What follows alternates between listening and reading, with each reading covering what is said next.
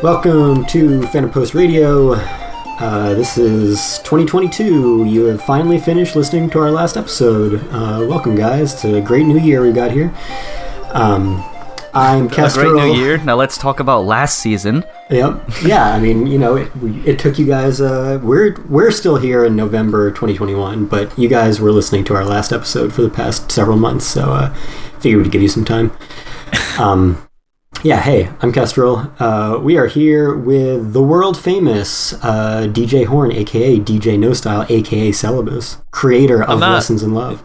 That is me. I'm like an E-list celebrity.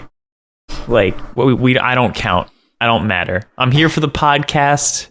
I'm not here to advertise world-famous visual novel Lessons in Love, now at 1.1 million words. However, I think you need at least one more AKA if you're going to move up the celebrity ladder. There's probably at least one more, right? God, I don't know. Whatever your fans call you. Celibus normally. Yeah, well, I already said that one. Yeah, next up we have, now voiced by Chris Pratt, we have Cain. Hello, hello, hello. And our very special guest this episode, Brandon. Hello, y'all. Thanks for having me. All right, so we got a bunch of new shows to talk about from fall 2021, but we also have the entire month of October in news and a few other things from the end of September. So yeah, we'll get into some news. Unfortunately, the first several news stories are all terrible, so I guess I will kind of group them all together, and then we can talk about them. So French Tickner, who is the English voice of Watari in Death Note, Kayume's grandpa in Inuyasha, and Dozle Zabi in Mobile Suit Gundam, died on his 91st birthday. Takao Saito, the creator of Golgo 13, which he wrote and illustrated for over half a century in more than 200 volumes, died at age 84. The composer of the entire Dragon Quest series, Koichi Sugiyama, died at age 90. And one that hits me closest is Christopher Ayres, died at age 56. Oof. Aside from Christopher Ayres, those are all some long-living folks. Yeah, at least that's good for those three. They made it to relatively late in life. Were they all working by that time? I know we briefly talked about Golgo. I don't know if it was in the last episode or if it was just outside of it where the gentleman was kind of working on it at that point. I mean, he was, 91, you said, or something, in his 80s at least? Yeah, 90. So I think he was just drawing 84. The face. 84. He was just drawing like the faces or something to that effect. I think that's what Kate may have said, but yeah, it's never quite clear how a mangaka splits work up with their editors, but it's probably safe to assume that at that point he was probably just doing the character art and the editors were kind of doing the rest. But he did specifically leave a plan for his editors to take over the series for him because he didn't want it to die with him. It's weird that it's gone on so long because, I mean, I've seen the anime portions of it. I've never read it, but I've seen Golgo 13, the series, and there's the professional. I think that may just be it, or at least that's what is well known. And sometimes it feels like it's both. It could go on for eternity, and also, how could you keep doing this? Because it is episode. Yeah, sorry, what were you gonna say? That's exactly what I was going to ask. Is it entirely episodic? Pretty much, yeah. It's Golgo goes from job to job, killing folks in various ridiculous ways, and then sleeps with some women while never smiling or showing any emotion whatsoever, and then he moves on. That's kind of the gist. There are recurring characters and things like that, but to my knowledge from watching it, now it's been a while, there was never any real overarching storyline or plot or anything. It was just Golgo gets paid to do this thing, he goes and does this thing, he bangs a lady, and then he leaves. That's basically how that goes. Boom. 50 years of content. Let's go. Yeah, exactly. 200 volumes. That's well, exactly. so You insane. could theoretically keep doing that forever. It's true, yeah. As long as you don't run out of ideas, yeah. Yeah, as long as if that's what people want, and that's evidenced by them reading it and buying your material, then why not keep just coming up with weird bad guys and other shit? So, yeah, that works for me. I mean, I know we talked about it briefly in the last episode, I think, because did somebody put it on their list, didn't they? Yeah, Darius had the professional pretty high up on his list. Yes, I couldn't remember if it was Darius or just like a call-in list, like a sent-in list. Mm-hmm. But, I mean, he hit the nail on the head pretty well about its, like, technical proficiency and how the rifles work and all that other stuff. The tone is definitely unique in a way, in that everyone wants to be around Golgo, but Golgo doesn't really talk or smile or laugh or really do much of anything, but yet everybody wants to be around him all the time. So he's a harem protagonist, is what you're saying. But worse, because he's not even generic, he's scowling. Right. Nice. So it's not even like he has that typical harem protagonist where his hair covers most of his face, so you don't even see any like noses or discernible facial features. He has a very short haircut, I think a big nose and an enormous scowl. Right. Mm-hmm. And people love it. So yeah, that's a sad one, but I'm glad that he left that succession plan in a way to keep it going, at least as long as that plan rolls out. Now who knows how long that is, but if the people still can read it, I guess that's a good sign. Like, yeah, he wanted to keep working on it, and I guess it must have been a passion. I don't know what his financial situation was like, because part of me is like, he was still working on it, that's cool, and the other part was, he was 84, why was he still working on this? Yeah, I mean, I'm sure he was passionate about it. You don't do something like that for over 50 years and not have a strong passion, so I'm sure he didn't need the money that much. Say a strong passion or strong bills. Yeah. I feel like that's a series too that should have really taken off in the West, but I don't know. I guess a lot of that old school stuff doesn't transition well with new age anime fans. It just feels like it fits the mold for like Western fans of things like James Bond, and just like there's so many gun nuts here. Like it would be hard to think that there isn't a market for it here, but I don't know. Sometimes things have a weird upsurge posthumously, so we'll see, I guess. Yeah. I don't really see it taking off unless like Viz or somebody like picks it up for like actual publishing here, but yeah, and like nobody's gonna license 200 volumes at this point. No. Yeah, it definitely has a that feel. Yeah, it's like a mix between Dirty Harry and like a James Bond, because he scowls all the time and resorts to violence all the time.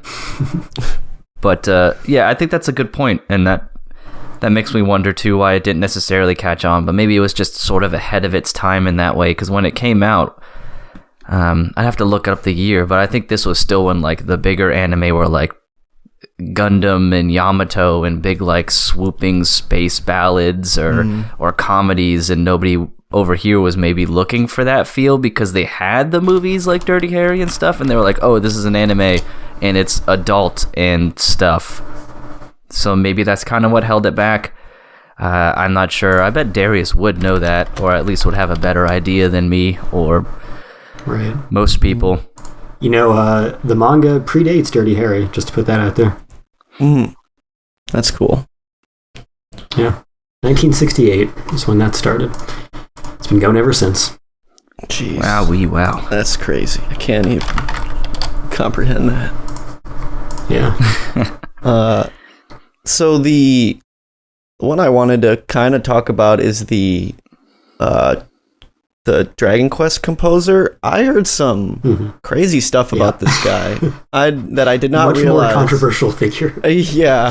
So like when I started seeing threads about people after he died being like, yeah, good riddance and all this stuff. I was like, shit, what's going on with this guy? But after reading about it, I guess it really makes sense why people felt that way. Yeah, I mean, on one hand, he did compose incredible music for an iconic series for 35 years. That's one of the few series of its kind that never really changed staff. Like, it was pretty much the main staff all the way through. But yeah, some questionable things about his character. Mm-hmm. I even heard some people say that, like, his tenure as the person making the music held back the series just because it had, like, would never change all those years. And I understand that criticism. I'm not a huge fan of the series myself. I really haven't played any of them, but I don't know. Japan has this thing with, like, that pedigree of, like, keeping everything the same and in line. I don't know. So it's weird. I mean, I can see that, but that's kind of Dragon Quest's signature, is that nothing ever changes. So, you know, you're basically playing the same game that you were 35 years ago. It just looks modern, but everything about, like, the game design and character design and music is all basically the same. And, you know, I'd go to Final Fantasy if I want the reverse of that, where everything changes dramatically every game, and nobody who was working on it at the beginning is still working on it and stuff like that. So, yeah. But yeah, it'll be interesting to see. Like, I feel like with 35 years of that music, whoever they get to replace him is probably going to make their music sound kind of like him. I don't think they're going to have that much of a departure, but we'll see. Yeah. No, they're transitioning to sludge metal. There was a weird thing with the last main title where the original release of it had, like, shitty electronic music instead of the regular orchestra score. And then the special edition got the orchestra score in it. So, yeah, that was weird. Wasn't the special edition, like, on the Switch originally? Yeah, it was originally only for the Switch, and then they eventually brought it over onto all the other systems. So I remember Kay talking about that because she was mad because the Switch version got the good music and it's the weakest console. Right. So I waited until the PS4 got the good version and then just got that. And then played a small fraction of it and never touched it again, because that's what I do with video games. I'm glad you made that joke because I was going to. Yes, I mean, it's not a joke. That's what happens. My classic experience with JRPGs. Love it. Yeah, it's so long. Dragon Quest games are so long. I guess, like, Dragon Quest 12 was teased as, like, a quote-unquote adult Dragon Quest game, so who knows? Maybe sludge metal's not too far off the base there. We will see. Yeah, go ahead. Oh, no. You go ahead. I was done with my idea. Okay. Yeah, so obviously Crosshairs, much younger man, someone who's been struggling with really bad health issues for quite a few years now. So, yeah, I've met him a lot of times. I haven't had as much of like a relationship with him as his brother, but we've definitely hung out at conventions with both of them. And yeah, he was just the nicest guy, the most genuine guy that you could possibly imagine. And of course, in the past 10 years, people have been really recognizing his incredible voice acting through taking over the role of Frieza. But he's really had an amazing range all throughout his career, just from, like, the highest pitch to lowest, deepest voices and every weird Frieza-esque in between. And he was also, like, the most active ADR director for a long period of time, and he had been doing that for many years in the Houston area as well. And he would, write all the dubs that he directed as well. He didn't like to cast himself in his dubs, but yeah, through all the different projects throughout the Houston studios and Funimation, he definitely got a lot of chances to shine and show off just how talented he was in all those different jobs. And he just always stayed just so humble and so nice to everyone. So yeah, rough to hear that one come to pass, but yeah. It's a bummer. If And there was like if I had to attribute me getting into like wanting to work in the anime industry to one person, it would be him, because he was like I go to every like ADR script writing, ADR directing panel and all of that, and he was just a wealth of information and so kind about giving it and encouraging. And it's like he was just the one dude that was like, you know what, I can do it, this is possible. And he'll be missed dearly. It sucks that it had to happen like this. Yeah. still boggles my mind that he was still doing voice work, even going through all that stuff. Like the fact that he did voice lines for the Broly movie and stuff while he was like down bad, like that is crazy to me. Yeah, so thanks for bringing that up. I meant to mention that for the Broly movie, which has a lot of intense Frieza screaming, he recorded the whole thing while needing to put his oxygen tank back on in between takes. Whew. Damn. Man, you would never know. I know, yeah, right? He did an incredible job. Like that role, like even like the guys at Kanzenshu who have hated all Dragon Ball dubs for eternity are like, man, I could listen to Chris Ayres' Frieza all day. He's just incredible. He's like Ryusei Nakao in English, or even better. It's just absolutely.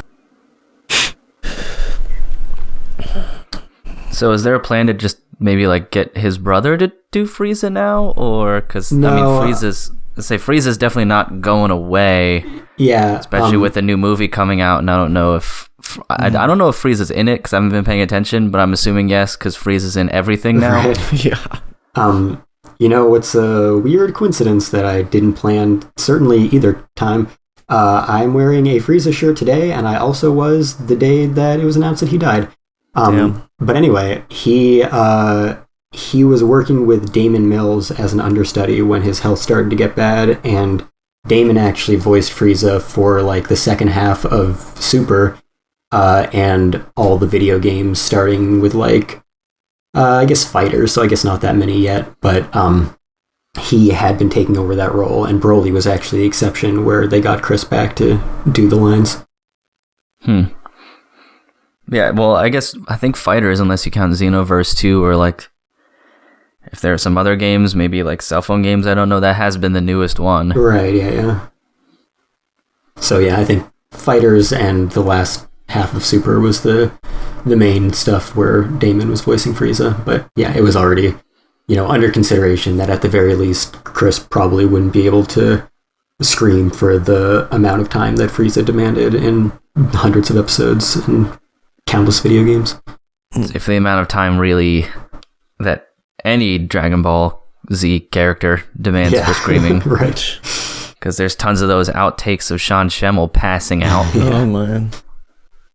Yeah. But yeah, I think for some other roles, I could definitely see Craig taking them on. They have a similar quality. I certainly think that they don't have that much really overlap where one would pass as the other very easily. But I think for certain roles in Chris's register, Greg could probably fake it decently well. He did voice the Universe 6 version of Frieza in the Universe 6 versus Universe 7 arc. Frost? Frost, yeah. So that was a little fun bit of casting. Yeah. But we'll see what happens with other roles that he had that might get reprised. I know he had a role in Full Metal Panic, which he reprised in the new season of that, so that was also pretty recent. That was probably around the time of Broly. Yeah, I don't know how many others might come up, but Frieza's the big one, and that was already taken care of. Right. Indeed.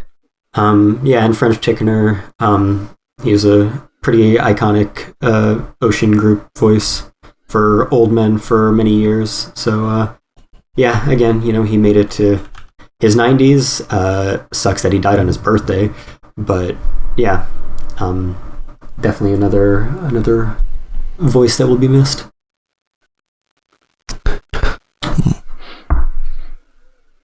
All right, next piece of news. Now we got some good news, some new seasons of stuff announced. So we have Legend of the Galactic Heroes, Die Neue These, Season 3 has been confirmed for March.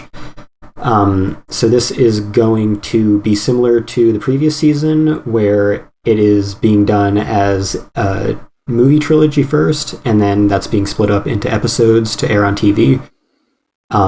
What's interesting is that the last season was 3 features split into 12 episodes, and this one's going to be 3 features split into 24 episodes. So I don't know if the movies are all going to be twice as long, but that's kind of weird.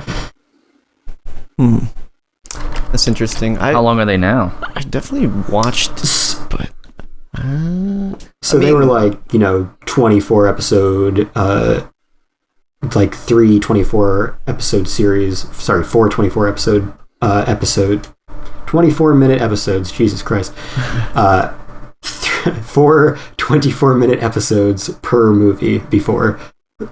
So there's still going to be, I assume, 24-minute episodes, and there's going to be 24 of them now. So I don't know how they're going to make that work in 3 movies unless the movies are twice as long.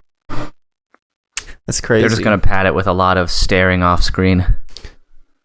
I mean, it's like, like the previous season, I don't think they changed a single thing from the movies to the series. They were designed so that the movies could be cut up into episodes.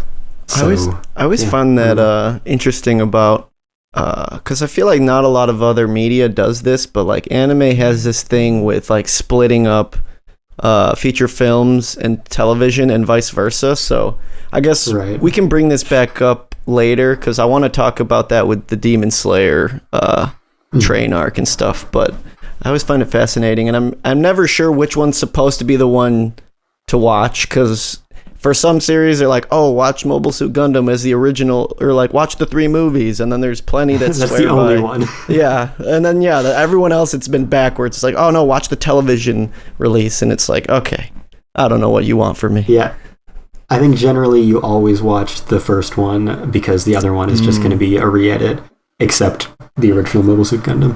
Yeah, which I watched through a few months ago, the original series, so whatever. I'll watch the movies eventually too. I like them both. Yeah. I'd say they're both enjoyable. I think the movies offer a better experience, but also there is no English dub. Oh. There is an English dub. It's just not released currently. Yeah, that was actually... So then effectively there is no English dub. I just want to point out, there was an English dub of those movies long before there was ever any Canadian casts for any Gundam. And Steve Bloom played Char. Oh my god. Weird. Glad that thing didn't get out. Wow. That's crazy. Just like when he was Goku that one time. That's true. Even weirder. Wait, I didn't even know that happened. What was that for? Like a movie? Was that Final Bout? It was one video game. Oh, okay. He told me he was in it for Kai for a little. Because I asked him that one time. I asked him at a convention here in Lancaster County when he was here kind of promoting the Star Wars Rebels or whatever, and some other stuff. I asked him, if you could go back and not do any role, what would it be? Essentially, because I said this was a couple years ago, but I was like, we're already kind of approaching where everything's being remade, and there are a bunch of revivals of video games and shows and things like that. But if you were offered the part to replay of any show that or movie you'd ever done, which one would you turn down? And he said Goku. Damn. Yeah, I'm definitely not aware if I'm doing anything for any version of Kai, because I don't know what that would have been. But yeah, he voiced Goku in Dragon Ball GT Final Bout, the PlayStation game. Maybe he didn't do a super great job of trying to delete it from his memory. Because he told me Kai when we were talking about it. But either way, yeah, he was Goku for a little, and he would not do that again, is what he said. And I don't blame him. Not that he's bad, but also that's Sean Schemmel's iconic sort of deal. And then you're going to be the person that steps in and tries to do it also. Yeah. Ooh, that would be rough. Yeah, I mean, it's interesting because Sean Schemmel is iconic to us, but if you go an hour north of me, everyone in Canada has very different Gokus, some of which we had before we had Sean Schemmel. So, yeah. Dragon Ball dubbing is interesting. Because Dragon Ball's home media history is interesting. Yeah, because Goku has had one Japanese voice actor and maybe 2 dozen English voice actors. So yeah, I imagine that's the same with Gohan or similar, because isn't the actor who does Goku also does Gohan in Japan? Yep. And Goten and Bardock and Tullus and everyone. That entire family. Yeah, everyone in Goku's family or anyone who kind of looks like Goku, she voices at every age. Yep. Well, I don't know how we got on that tangent, but next new season of an old series that was announced, Cain spoiled this last time, but the Prince of Tennis 2 anime gets a U17 World Cup TV series in 2022. It is the first TV series in 10 years, and it reunites the cast and the Hyote versus Rikai Game of Future staff.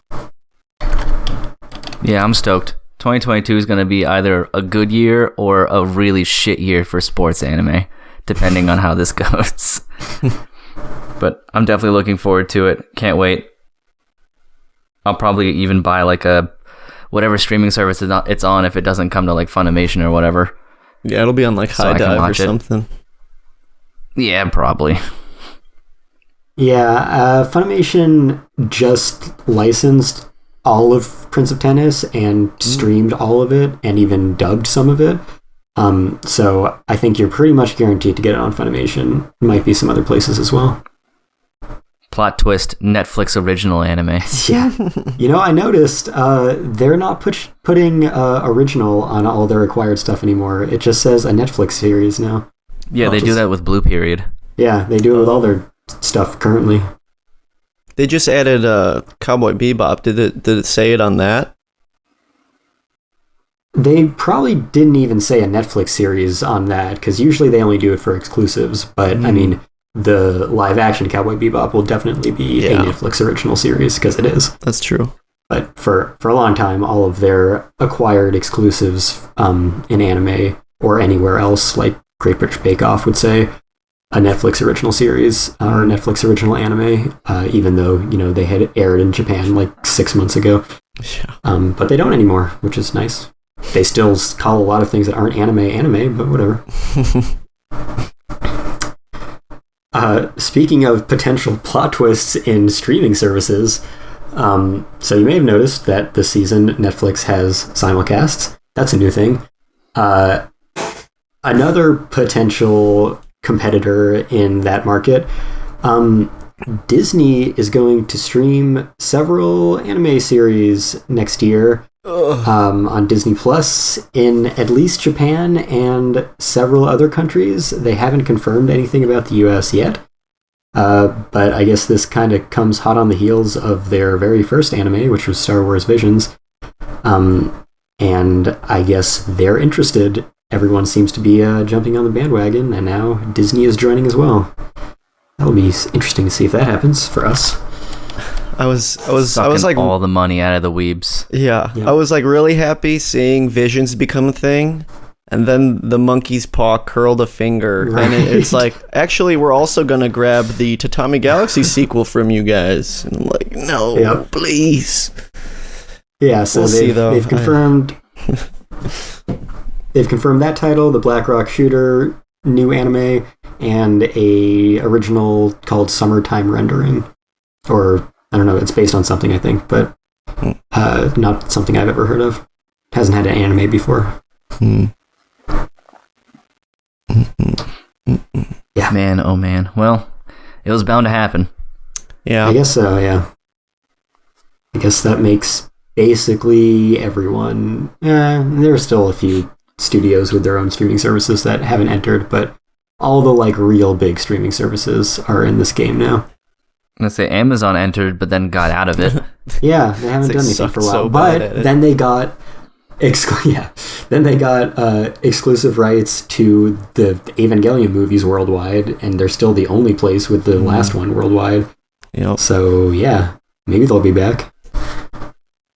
I remember I would imagine they would at least consider it. I mean, anime strike was a terrible idea. That's what I was but- just gonna say. Yeah. Like that was not the move. That was not to charge an extra $5 on top of your Prime services. and then often forget to upload the episodes or forget to add subtitles. And Anime Strike was, a dark age, but before and after that, they had exclusive simulcasts for years anyway. It wasn't until like maybe last year.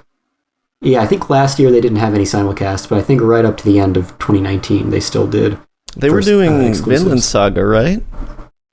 Or Yeah, that was right up to the end of 2019, yep. yeah. I think that was the last time they had it. I think they had that, and the Psychopaths 3 were right at the end of 2019.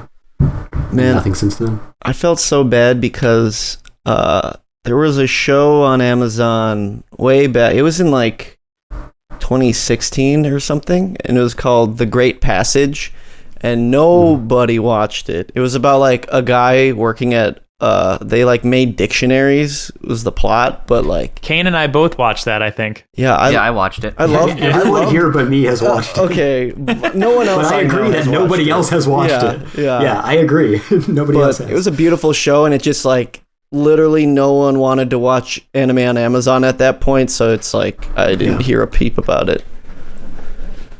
It's also, I can't imagine that being a show that many people would want to watch no matter Right. where Oh it was. yeah, Little it already had a column. bad enough. Yeah, it barely had its foot in the door as is with the premise. Yeah. That was the death sentence. Yeah. Final nail in the coffin. Hey kids, you want to watch an anime about books on Amazon? I guess it fits, right? Amazon got its start with books. Yeah. Yeah, it definitely wasn't very popular. I remember watching it and enjoying it for its, metaphorical, like its wordplay and all of that. But yeah, even I at the time was like, this is gonna be a deep cut in a few years. That's gonna get like a save DVD. Yeah. Yeah, I don't think it ever even got that. I don't think Yeah. anyone's even licensed it for home video. Actually, did Discotech? Maybe Discotech did. I think Discotech did. Yeah. Yeah, okay, all right. I should grab that. That is a hidden gem right there. See, I think I remember seeing it on their website and being surprised, and and then thinking, well, maybe it was just really cheap. Right. And it's Discotech. Like, they license stuff that's going to sell 100 units. But I guess it's true for newer stuff. It kind of either has to be an easy sell or real cheap.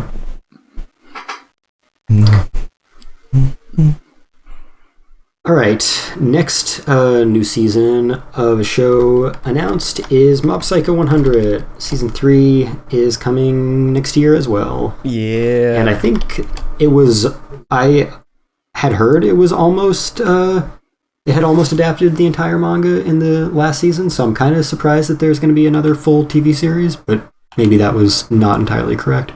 No, I think you're right. I was expecting it to be a feature film, so yeah, Right. I am interested in what that's going to look like. I haven't finished it, so I don't really know how much is left, but yeah, from what I heard, yeah, it's basically, this should wrap it up.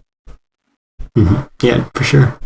Yeah, I was definitely expecting a movie or OVA or something, not another 13 episodes or whatever. I ain't gonna complain though. Yeah, for sure. Second season was amazing. Oh, it's so good. Yeah, there are definitely worse shows that could get new seasons, so I welcome this, especially if it's going to retain the same staff and everything. Right, exactly.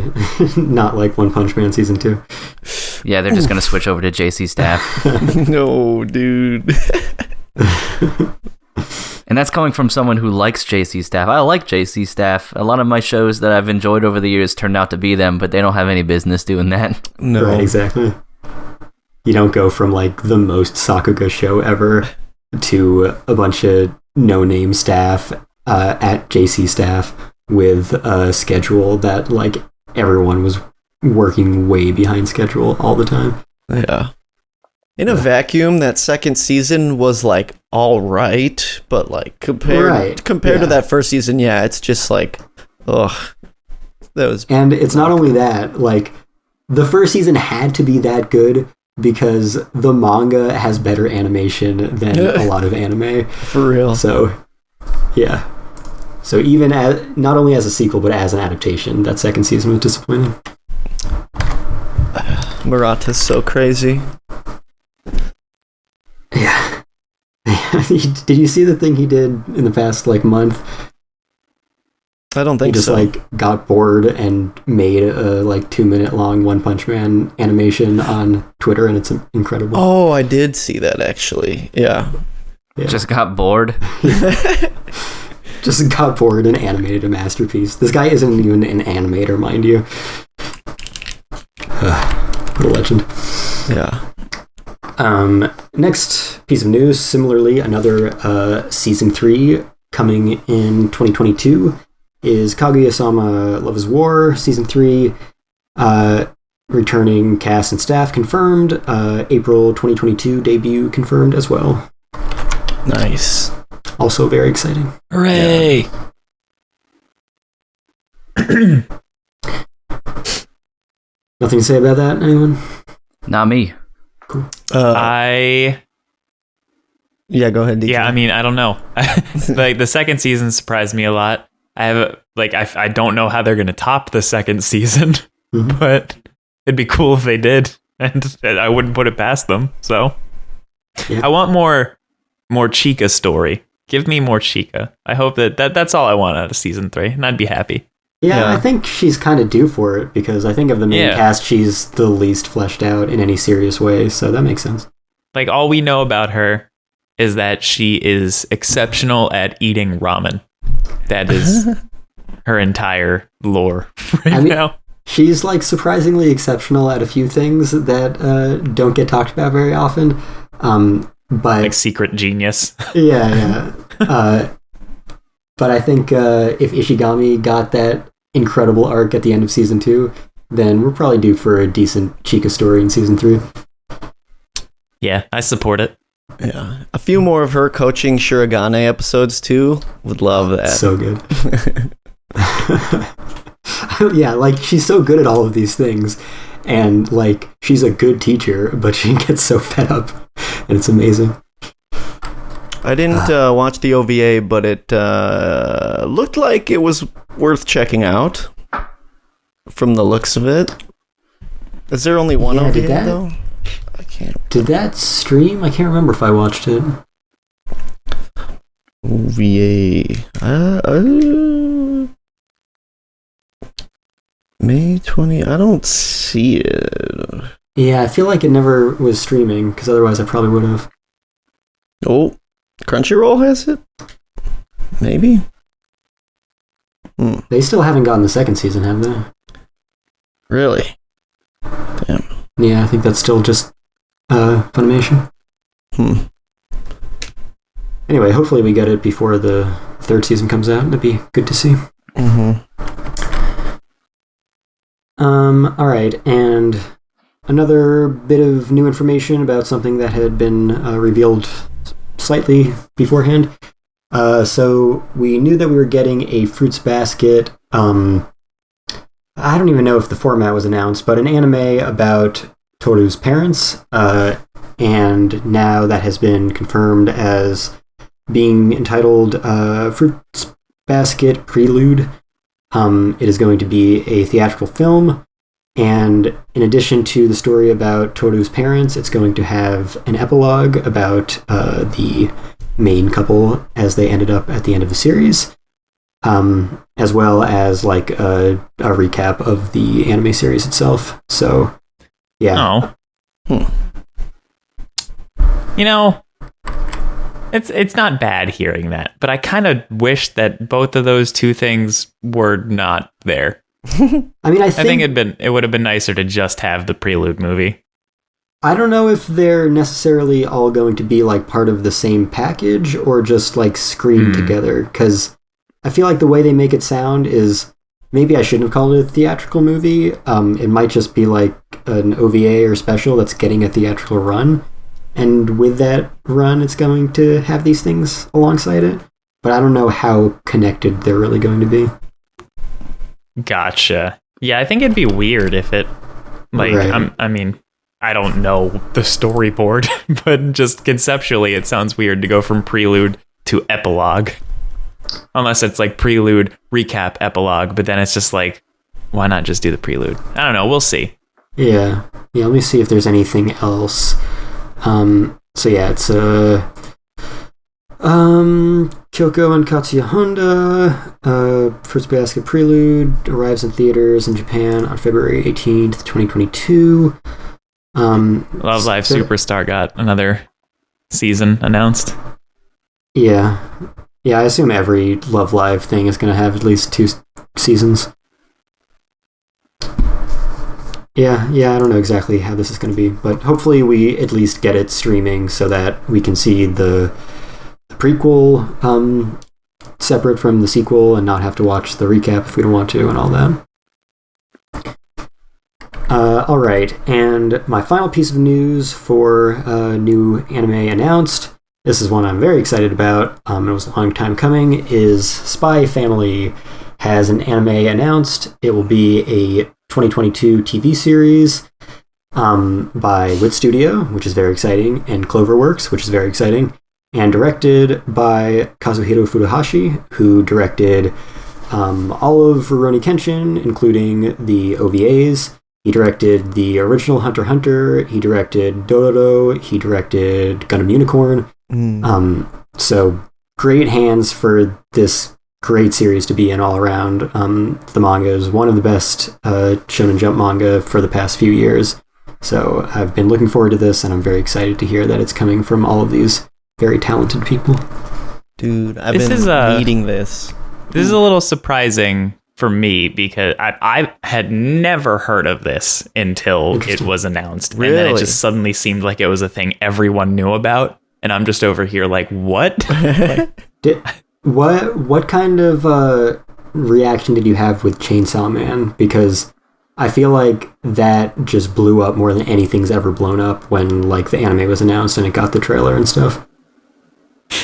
See, I don't even recognize that title now. Interesting. Wow. You missed all that. Okay. Nice. Gosh dang. The Shonen Jump app is like $2 a month. I know you have the money now. $2. Literally. But yeah, like I cannot wait to see Anya animated, dude. She's the best part about that manga. I love all the reaction faces. It's so good. Yeah, that's great. I mean, it's been selling like friggin' hotcakes too without an anime, so like I can't imagine what's gonna happen once the anime comes out. Yeah, exactly. Yeah, all of these real high profile anime adaptations with, you know, big budgets and great staff and studios behind them always end up, you know, like 6 times the manga sales instantly, 10 times the manga sales. So with this already doing pretty well, yeah, that'll be fun to see. It definitely deserves it. Yeah. I just wonder if there's like a ceiling, because like Demon Slayer was already such a phenomenon, and I somehow have a feeling that Chainsaw Man is going to, I don't know, like surpass sounds crazy just because like Demon Slayer surpassed anything anyone ever could have imagined. So, right. But like, I don't know, the hype around Chainsaw Man before it even got an announcement was already so immense that like I have no idea what's going to happen. I think it has to have at least Jujutsu Kaisen success. Oh, yeah. I think so. You know, that was already that got very successful from the anime specifically. So, yeah, I think with the hype level of Chainsaw Man, like, we still don't even know when the anime is coming.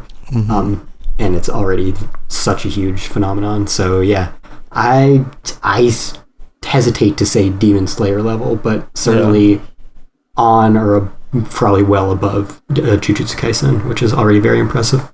Yeah, 2022 is going to be a madhouse. Holy shit. Yeah. But yeah, DJ, you would like Spy Family, so read the manga or at least watch the anime when it comes out, because it is very good. If everyone's told me I'd like it, but I know nothing about it. It is a very funny, very charming comedy, and yeah. Those are things I enjoy. Yeah. All right, that's all the news I had. You want to get talking about the season? Yeah, season. Yeah. Indeed. So I'm watching 19 shows, DJ's watching 15, Brandon's watching 12, or 14, I guess. How many are you watching, Cain? I started 5, and I have 3. 5 might be a record for you now. Damn. One of them's short form.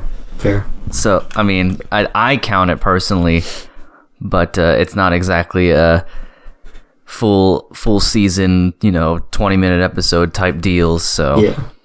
Same with one still of mine and DJ's as well. Yeah, so and it'll go up at least one more, because when the new Demon Slayer episodes come out, I'll start watching those. But that's not for another like 3 weeks plus, something like that. Yeah, and actually, this past Saturday there was supposed to be an episode, or Sunday there was supposed to be an episode, and it got delayed by election coverage. So I think it'll be slightly later now. Okay. Yeah, I was going to ask, because I was like, where'd the episode go? Yeah. Damn. Yeah, so I guess that's an interesting thing to start talking about. So I saw Mugen Train, I should say the movie, because they're both called Mugen Train, and I'm watching the series. I believe Cain has only seen the movie, and DJ is only watching the series. Is that correct? Yes, I've only watched the series. I have not watched the movie. Yeah, and then I watched the movie, and of course all the episodes previously. Yeah. But I just mean in terms of Mugen Train. We're all kind of in different scenarios there. I actually just watched through the series like 2 months ago, and then I watched Mugen Train about a month ago, so I am also caught up on the anime. So it's pretty much exactly what Cain just did. Nice. Yep, that's to a T, just about. I basically binged watched it as much as I binge watch things, so I was watching 4 episodes a day or so over the course of, I guess, maybe 4 episodes a day. It was like 26 episodes or something like that, so that would be like between 6 and 7 days, so over a week. And then I watched the movie about a day or two later.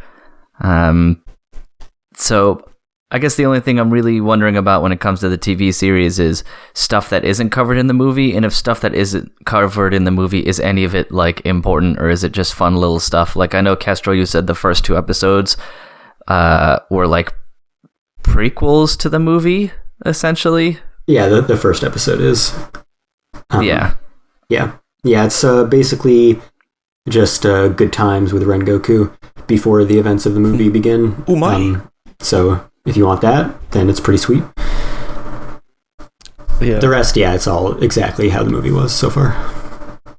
When I was watching the movie, I was trying to figure out where they would cut for show episodes.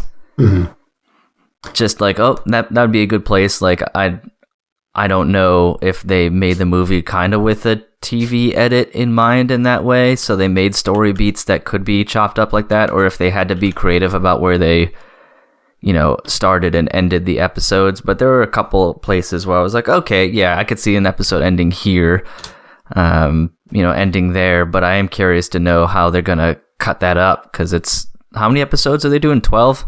I think like that? 7 of the movie. Yeah, it was like So 7 not or terrible. 8, I think. Yeah, maybe 8, Yes. including the prequel episode. Yeah, so they're not stretching it out by any means, because that pretty much adds up to the movie's runtime. Exactly. Yeah, I think it kind of both of those scenarios apply, where it already kind of fits the episode format pretty well, because it is based on a weekly chapter-based manga. So it already felt a little bit like it belonged in episodes when you were watching the movie. But I think the movie was also not entirely made with this in mind at the time. It was only because it was such a huge success that they did it. So they do have to get a little bit creative with how they cut it up, and maybe it's just because I have seen the movie, but some of the endings of episodes are kind of like, oh, that probably wasn't really intended to be the ending of an episode, but it's not too bad. That's just where the 20 minutes ended. Right, yeah. Just in the middle of a sentence. I think they just cut it off in the middle of a sentence, or give it like a Sopranos ending. Just cut to black. Don't say anything about. No. I'm also actually watching The Sopranos, and I'm like in season 6 right now, so I ain't spoiling nothing for the first time. Nice, same. Yeah. Nice. Okay. Yeah. I have heard that much about the ending at least. So yeah. I figured that was enough. Yeah. I will say, I think I forgot who tweeted it. I think it might have been Kevin from the Sakuga blog. It was a tweet about how it was so smart for Ufotable to, like, the production for the show is already so good, but the fact that the movie didn't really show a level up or down of quality, it like retained the same quality. I feel like that made it so much easier to just transition into the TV animated version of it. Because there's plenty of like anime movies that like the movie is very noticeably higher quality animation, but yeah, the movie felt like just an extension of the show, which definitely works for this recut. Yes, yeah, like Dragon Ball Z. Yeah. Yeah, it definitely made sense for a lot of reasons, because, yeah, Ufotable is already just movie quality for their TV series, especially for this series. And then, yeah, you know, they're adapting the next arc of the manga, so of course they're going to keep it feeling very consistent. And then when they do get the opportunity to cut it up into episodes, then even better, because then people who just want to watch a TV series all the way through don't have to worry about stopping and watching a movie. They just have the whole story there. So yeah, it worked out very well in every way, really. I'd be curious if there's even any like true up you could go in terms of quality, because yeah, it already is so good. Like, could they even make it higher quality if they wanted to, or is it just like that's par for the course? Anything else would be lowering the quality in a way, unless they painstakingly hand animated everything and didn't use any CGI whatsoever, which isn't necessarily higher quality depending on how good the hand-drawn animation is. And depending on how good the compositing is, which Ufotable is the best in the business at that. So yeah, it's hard to imagine it being better than, like, you know, end of episode 19. True. Indeed. So do you have anything else to like really say about the TV series? Anybody here that, like, I don't know, makes it stand out or be different? It's hard to talk about it just because the story already exists and is high quality and things like that. Now it's just chopped up into bite-sized pieces. Yeah. Well, DJ still can't like movie, talk about it. Yeah, as someone who hasn't seen the movie, I think it's good. I mean, like, not much has really happened yet, so I don't have extensive thoughts, but it's more really high quality stuff, and it's an interesting arc because it takes place on a train, and that's the extent of what I've got on it so far, but it's all been really good. I know a couple of people who have very different opinions on whether or not this should exist or if it is worth watching or not. But for anyone out there like me who has not watched the movie, highly recommend. It's good. Definitely watch the first Demon Slayer first, though. You don't want to just get on the train. That'd be a bad idea.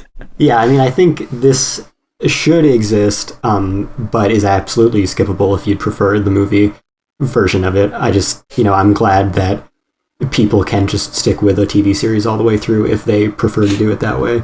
But yeah, I mean, we'll see how it all shakes out at the end of it, but I could definitely see myself just going with the movie for rewatches and not this season. But I'm glad both exist. Yeah. Where's the series at right now?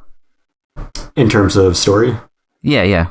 Where did the last episode cut off? It's hard for me to remember now because it did take a week off and I've seen the whole story. DJ, do you remember? Yeah. Tanjiro's about to wake up. Yeah. Oh, okay. Cool. Yeah, so you're right in the thick of it for the most part. That's cool. Yeah, it's gonna be neat. I really like the choice of like using something like a train as a major set piece in that way, because you can do a lot for how how small the space is, you can do so much within it that can sort of encapsulate action and keep it super focused and things like that. And then you can use kind of the dreamscapes as a way to sort of broaden the stage a little bit. As I was watching it, I was like, this reminds me of, you know, movies that do it really well, like Raid, like the Raid Redemption, or the single cut fight scene from Old Boy. Yeah, or like Reservoir Dogs or something. It's like a single small space. Yeah, and it can really ramp up the action because they are confined to this one area, so they don't have to worry about animating or showing the effects of an action as it ripples throughout the world. They have to tailor their action to such, you know, to a train car or a couple train cars perhaps, which adds a really fun dynamic element to it, because they can't just rip off these enormous big, you know, special maneuvers and stuff, because you could blow up a whole train, you could blow up a whole building essentially, and that's not good. So it's cool having to yeah. It's cool having to have that strategy planning in it a little bit, because that will, you know, it comes up occasionally. I thoroughly enjoyed it for sure. Yeah, it doesn't particularly stop Rengoku from unleashing giant flames in the middle of a small train, really. But he keeps them contained within the train. True. It's true. That was me the whole movie. I'm like, is this really the whole thing gonna take place on this train? And just the whole time I was like in the back of my mind, like, is this what they're doing? Yeah, I don't know why I didn't think about it until literally this second, but it's kind of like the train part of Baccano. Oh, yeah. It's true. Trains are cool. Trains are cool. Oh, what a marvelous loco. Rail Wars. Oh my god. Thanks for reminding me that existed. That had trains. Sure did.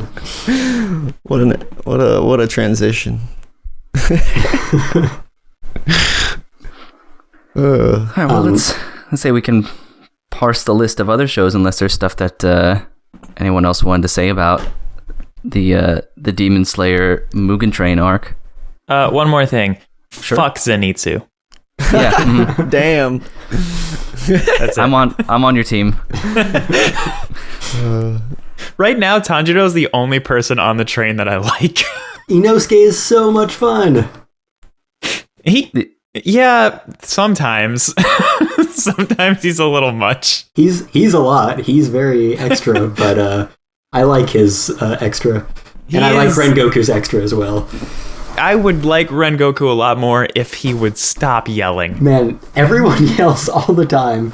Like It's just ridiculous. 3 of the 4 characters that are like the entire movie / arc yell every single line. It's just fucking the loudest train ever, and somehow everyone is miraculously asleep. And then the one character who isn't yelling every line has like 10,000 lines every episode because he just says everything and thinks everything. Or the other character that doesn't yell anything because she has a fucking... That's true. Doesn't thing in her talk at all. mouth. Yeah. Yeah, she doesn't talk at all. Yeah. The yelling is one thing I could take or leave from Demon Slayer in its entirety. Is like, if everyone could stop yelling all the time, that'd be great. It would be okay. Why does Tanjiro hang out with like a fucking dude who's just trying to mack in on his sister all the time? It's so strange. Tanjiro is just friends with everyone. He's just a good boy. He should stop. I would have fucking ditched that dude way back in the Spider arc. Right? Yeah, that would have been a good opportunity. Zenitsu would have been like, never heard of him. I would have left him in that bongo house. No idea who that guy is. I'm usually like I was talking pretty to one of my off-put. Sorry, I'm usually a little off-put about the yelly characters, but like I'm just like amazed by Inosuke's voice actor. Like that dude's got to be like coating his throat in honey and like chugging water to like put on a performance like that every time. Especially since he, mostly voices like generic harem protagonists. He's had a lot of roles that have really stretched his range in the past few years. Like I started that sentence and then I'm like, oh, ReZero. But yeah, it's a much screamier role than he often does. Mm-hmm. Yeah, I was just gonna say one of my friends who watches Demon Slayer likes Zenitsu a lot, and his only reasoning was he's soft and I'm soft. What? Yeah, he's like, Zenitsu's a soft boy and I'm a soft boy.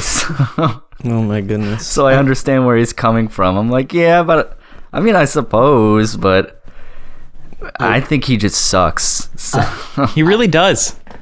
I don't hate him as much as most people I talk to. I certainly don't hate him as much as like Mineta, but I was surprised to learn that he's very popular at Otakon. I learned that.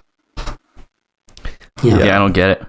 I mean, everyone's popular somewhere. I guess. Yeah, I guess everyone has their niche audience. As someone who got on the train, pun extremely intended, as someone who got on the Demon Slayer train like way late, I thought this dude was going to be like super badass because so many people liked him. And then once I started watching the show, I'm like, this guy? This is the guy? See, I heard nothing but hate for him for 2 years. Yeah, exactly. And it's a cool move. It's very cool. It's a cool move. Yeah. Alright, we can talk about something else now. Yeah. The Demon Slayer shilling is over. Sure. All right, well, I want to hear about this Comey show or whatever that people like. I know, Kestrel, you said that it probably wouldn't be in my alley. I don't know whether it would be or not. It's kind of on the line. Well, now I want to hear about it. It seems like everyone's watching it but me. That's true, and we all love it. Oh, yeah, you all are. Yep, okay, yep.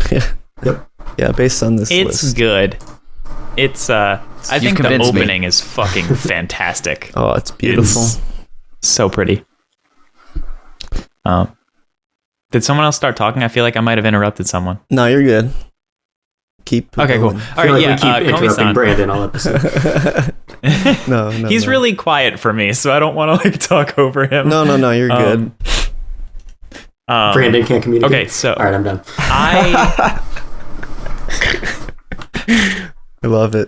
I started Komi-san today. Oh, damn. And it was more or less what I expected it to be, but also a little more. I don't know if the silent voice comparison is good, but I got that kind of vibe just in like the depictions of social anxiety and The opener her especially. problem's a lot worse than I expected it to be. She really can't communicate. But I am having a lot of fun so far, and it had a couple really poignant moments. I think the drawing on the blackboard scene in the first episode was very pretty, and it was like the kind of like, I didn't cry, but like I was like, oh, my eyes, like they're suddenly not normal eyes anymore. Yeah. Like there might be a little bit of onion cutting going on nearby. I'm not sure. like so, like 3 doors down or something, not the band. Yeah. It's really good. Only 2 episodes are out on Netflix right now, though. But I like it a lot, and I'm glad that I like it a lot because it's a popular series, and I can finally talk about it with people, and they'll think I'm cool. I will say, as a fan of the manga, the first episode especially is just perfect, and in just like the setting up the concept of the show, but also like hinting at all the other elements that are to come with it, and which is crazy because as someone who's been reading it for so long, Comey to me is a very just like low key, like low effort to read. It's kind of like comfort food, you know, and it's like it's almost like a 4-coma. It's very like simple in its volume design, but the first 2 episodes just wowed me so much that it made me like recontextualize what this, like how I was basically just the way I felt about the whole series, because like it's really just been like nice comedy comfort food for me, but like the anime so far feels almost like Nichijou, the Nichijou anime, in that it's like overly animated. It's like goes so far entirely with the too jokes. animated for how little happens. It's crazy. But I'm really looking forward to it if they can keep up the quality that they've had with the first two. Yeah, I agree with all that. A silent voice comparison, I wouldn't go that far because, it is chiefly a comedy. And like not in tone. Yeah, I know, but just, it does depict the social anxiety pretty well when it wants to, and that scene in the first episode is very poignant, very well executed all around. But yeah, it's mostly used as a backdrop for a silly gag, and it is beyond me how that gag has lasted hundreds of chapters, so I look forward to seeing how that sustains itself. But yeah, so far, extremely well executed all around, very high production values. Certain scenes, like the opening scene, the actual opening sequence itself, and like the chalkboard scene, are all just incredibly over animated. And some of the tone, especially at the beginning of episodes, has like a very nostalgic, poignant, despite not really being about anything kind of feel, where it's like, this scene might not look out of place in a Shinkai movie. Which is interesting framing for a gag show like this. So yeah, it's good. I also I appreciate the name Osana Najimi. That's right. A very good name. Yeah. Doesn't work quite as well since they put it in Western order, but yeah. But still. This the idea of it. This is one of those shows where all the names are very deliberate like that. So get ready for lots of that. I figured that would be the case. Yeah. After these first few, I was like, okay. What is in fucking Protag's hair? I think it's supposed to be his like colic, but it's like a flower. It's like a flower. Yeah, it looks like a flower. Yeah, I think it's supposed to be his hair colic, but I don't know. I'd be fine with him having a flower in his hair. I just want confirmation that that's what it is. I don't know if they as ever it stands, I'm incredibly confused. But yeah, I am interested to see where it goes, how much is going to get adapted, how it can sustain itself for hundreds of installments. I guess in theory you have 100 friends to work through, so. But yeah, it's so far I feel like the second episode was probably the first real indication of what the series is going to be like, because the first episode had a lot of setup and introduction and probably rare poignant moments. And I can't say that for sure. Brandon would know a lot better than me. But I think the kind of the structure where it introduces a new friend candidate and goes through all of their idiosyncrasies and how they relate to everyone else at the school and to Komi seems like a formula that would work pretty well. And so far the one character that we've met is a lot of fun, and yeah, it's a childhood friend character who is the childhood friend of every single person at every single school, and their name means childhood friend. Like, yeah, Najimi is a good joke. Beautiful. Najimi is Najimi. Not he, not her. Najimi. Right. I will say that before watching the premiere, I had totally forgot that there were even any drama elements in the series. So that's why that I totally understand the first episode giving silent voice vibes, because it definitely, especially with the chalkboard scene. But the rest of it is, I do think I understand concerns for like how can they like keep this joke going for so long, and there are definitely moments in the manga that I feel it gets a little stale, but they are adding a new character like every volume, at least one new character every volume. So I think that's going to be the major appeal of this show, is like who you're going to relate to in terms of the wacky cast they keep adding, because there's a lot of freaks, which I love that they did that at the very big end of the first episode, and they're like, oh, all these freaks and crazies at the school, and they're like rushing past all these characters. I can't wait for them to get introduced. So yeah, I'm really excited. Yeah, it's a lot of fun. Yeah, I will say I wish Crunchyroll got it, because they would have done the subs right. and Netflix will just leave an entire wall of on-screen text completely untranslated if they feel that like made me sad. Yeah. And this is not a show where you want that. No, this show is very much like a show that needs typesetting everywhere. So Yeah. that is a bit rough. There's like a lot of signage and stuff. Yeah. Yeah, so much text on screen. Yeah. Mm-hmm. But yeah, highly recommend though. Yeah, I think there's definitely a good case for you liking it, Cain. It's just, with things like Kaguya-sama that kind of surprised me to hear how much you didn't. I think it could go either way. It'll be a gamble. I feel like Cain would just be like, why doesn't she just fucking talk? I mean, that isn't inaccurate. Especially if you learn eventually that she can talk, she just doesn't. Yeah. Or chooses not to. It's just social anxiety. That's what it is. Yeah. That's the whole premise. I can see Crippling myself social going, anxiety. You just get tired of it really quick. Just just fucking, unfortunately, it's I good could see morning. that Just happen. do it. At the very least, it's played more for gags than it is for drama. The premise is very much like social anxiety like ruins lives and shit, but at the end of the day, it's her literally just stuttering into outer space, just like literally not being able to get a word out. Yeah, I think those scenes where she's trying to talk to someone and it's just like a solid minute of her trying to get out a single syllable, I feel like those could be a little rough for Cain's taste.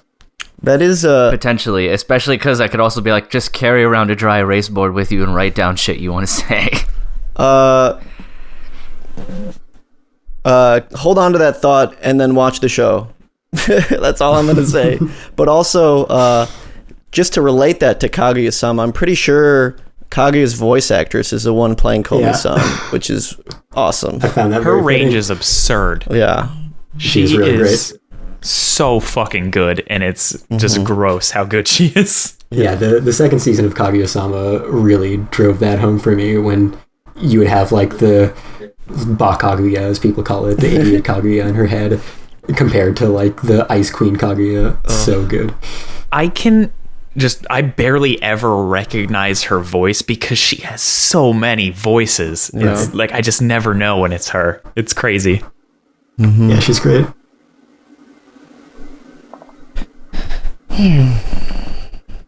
All right, shall we move on, I guess? Yeah. Let's do it.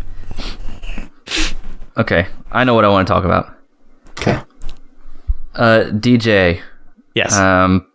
can you please tell me what any redeeming factor of that godforsaken hockey abomination that came out was? I know you dropped it, but I also know you like idol shows, because in my notes for this show, all I have is F minus. Because holy that's shit. fair. I hated this piece of shit show Yeah. and I mean, everything about it. I want to let is- you try to explain to me if it's first. an Do you have idol- any idea how bad a show about idols has was to just be gonna for say that. me to drop it? To give it a 5. Yeah. I still gave it a 5 because I'm too nice. But I mean, It was one of the fucking dumbest things. Because it wasn't like, it's like somebody wanted to make 4 different shows and they like only had $20 and they were just, I have to make all 4 shows with $20, and that's just what they decided to do. And the whole idea of it is that it is an embroidery club who decides to play hockey, but their hockey coach wants them to perform idol songs after every victory. Yep. That's the show. That's as far in as I made it, and it was so poorly animated and so just conceptually stupid that I could not handle it for more than... It wasn't even a full 2 episodes. It was like an episode and a half because I just turned it off. I'm like, I don't want to do this anymore. Do you want to guess how never far I watch got? this, anyone. I can tell you the exact moment when I dropped the show. I sent a picture to Castro at the exact moment that I stopped watching it. What was it? What was the moment? When he told them that body checking isn't allowed. Oh my god. Because I was hoping that I know that there is no body checking in women's hockey, just like there's no body checking, or at least there's, according to the rule book, no body checking in women's lacrosse. But also, I was like, this is an anime, and maybe they'll play like a Russian team that just beats the shit out of them for 3 episodes. That'd be great. I would watch that. That's a classic. That's what I yeah. Yeah, that was the first ridiculous thing I saw anyway that I wrote down in my notes is Japan beating Canada. Okay. Yeah, all right. Yeah, whose idea was this?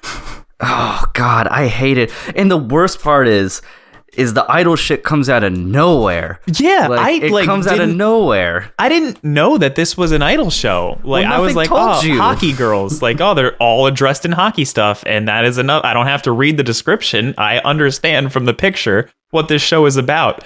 I did not.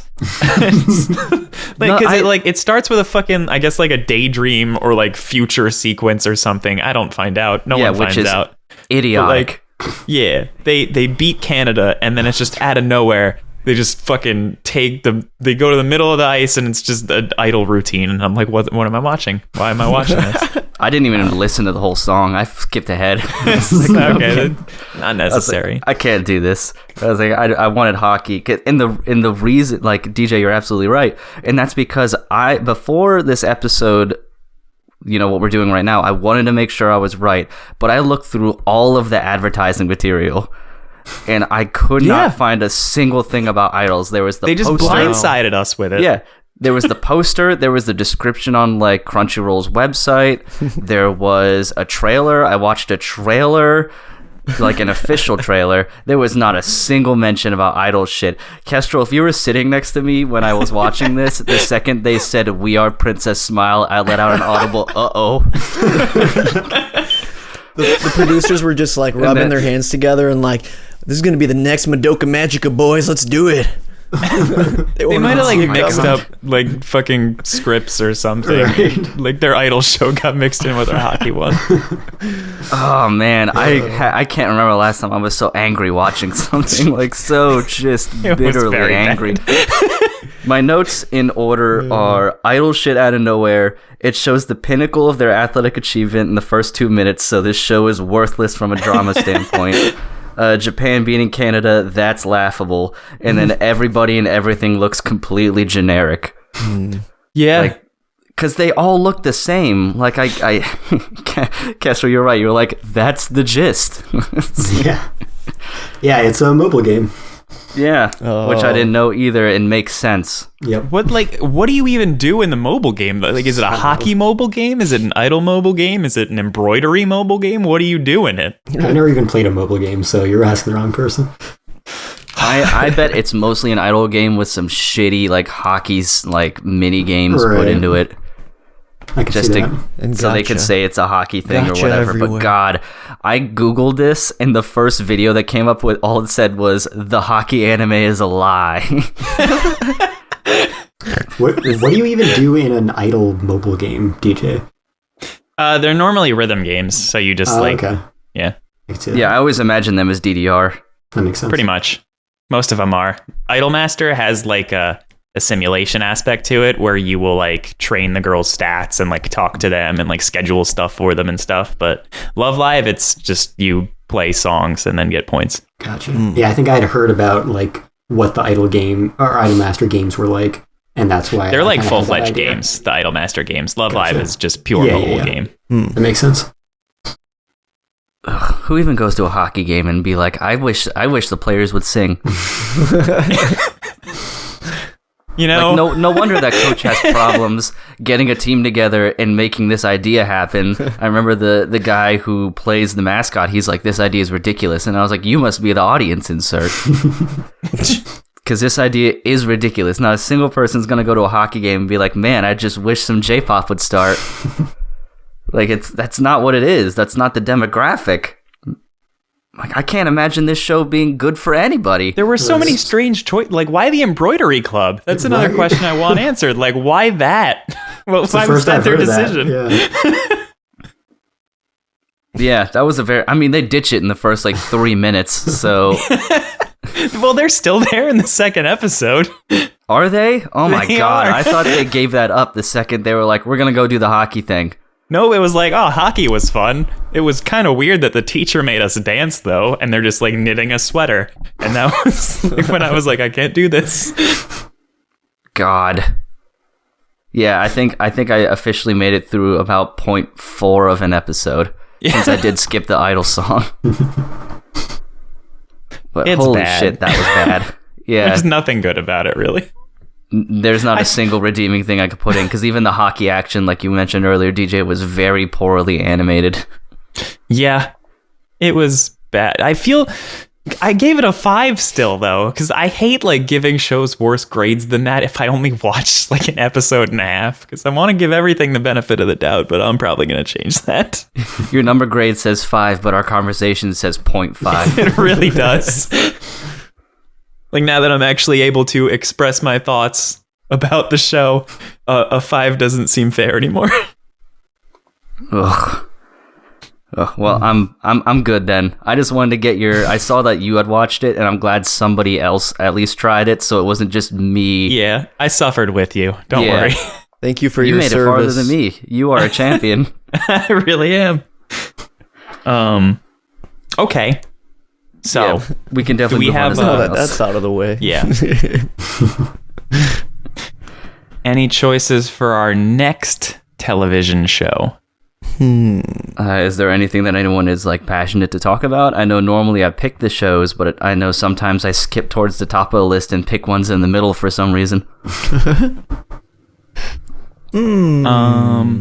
I will very briefly say that there is a good Idol show this season in Selection Project, and it's like if American Idol met Terrace House. That is. Oh, I haven't heard that name in a long time. Yeah, they literally live in a terrace house. Like, it's called Terrace House in the show. And Oh it's just my like goodness. the girls living there competing on a reality TV show to like become the next big idol or something. Wow. It's got the same exact base story as a show I liked a lot from a few seasons ago called Idly Pride, where it's just like the biggest idol in the world suddenly gets into a fatal car accident, and her biggest fan, who like sucked at everything and was not good at stuff, lives in her shadow and becomes the next idol. It's that, but this time it's a contest, and it's cool. That is a very specific plot to be in more than one show. Yeah, that's like when Idly Pride came out, I was like, wow, this is a really interesting plot for an idol show. And then the same exact thing happened for this, and I'm like, maybe it wasn't. So I don't know which one came first, because they are both based on mobile games, as are most idol things. But they've both been enjoyable, and the whole dead idol thing is a lot less prominent in this than it was in Idly Pride. Idly Pride is a pretty serious show tonally. This is more just fun slice of life reality show stuff. But if you like idols, I'd say watch Selection Project. Well, glad to know there's at least one that's still good. Yeah, there's no hockey either. Oh, man. While that may be a downside to shows that you watch for hockey, Is there MMA then? this isn't one of those.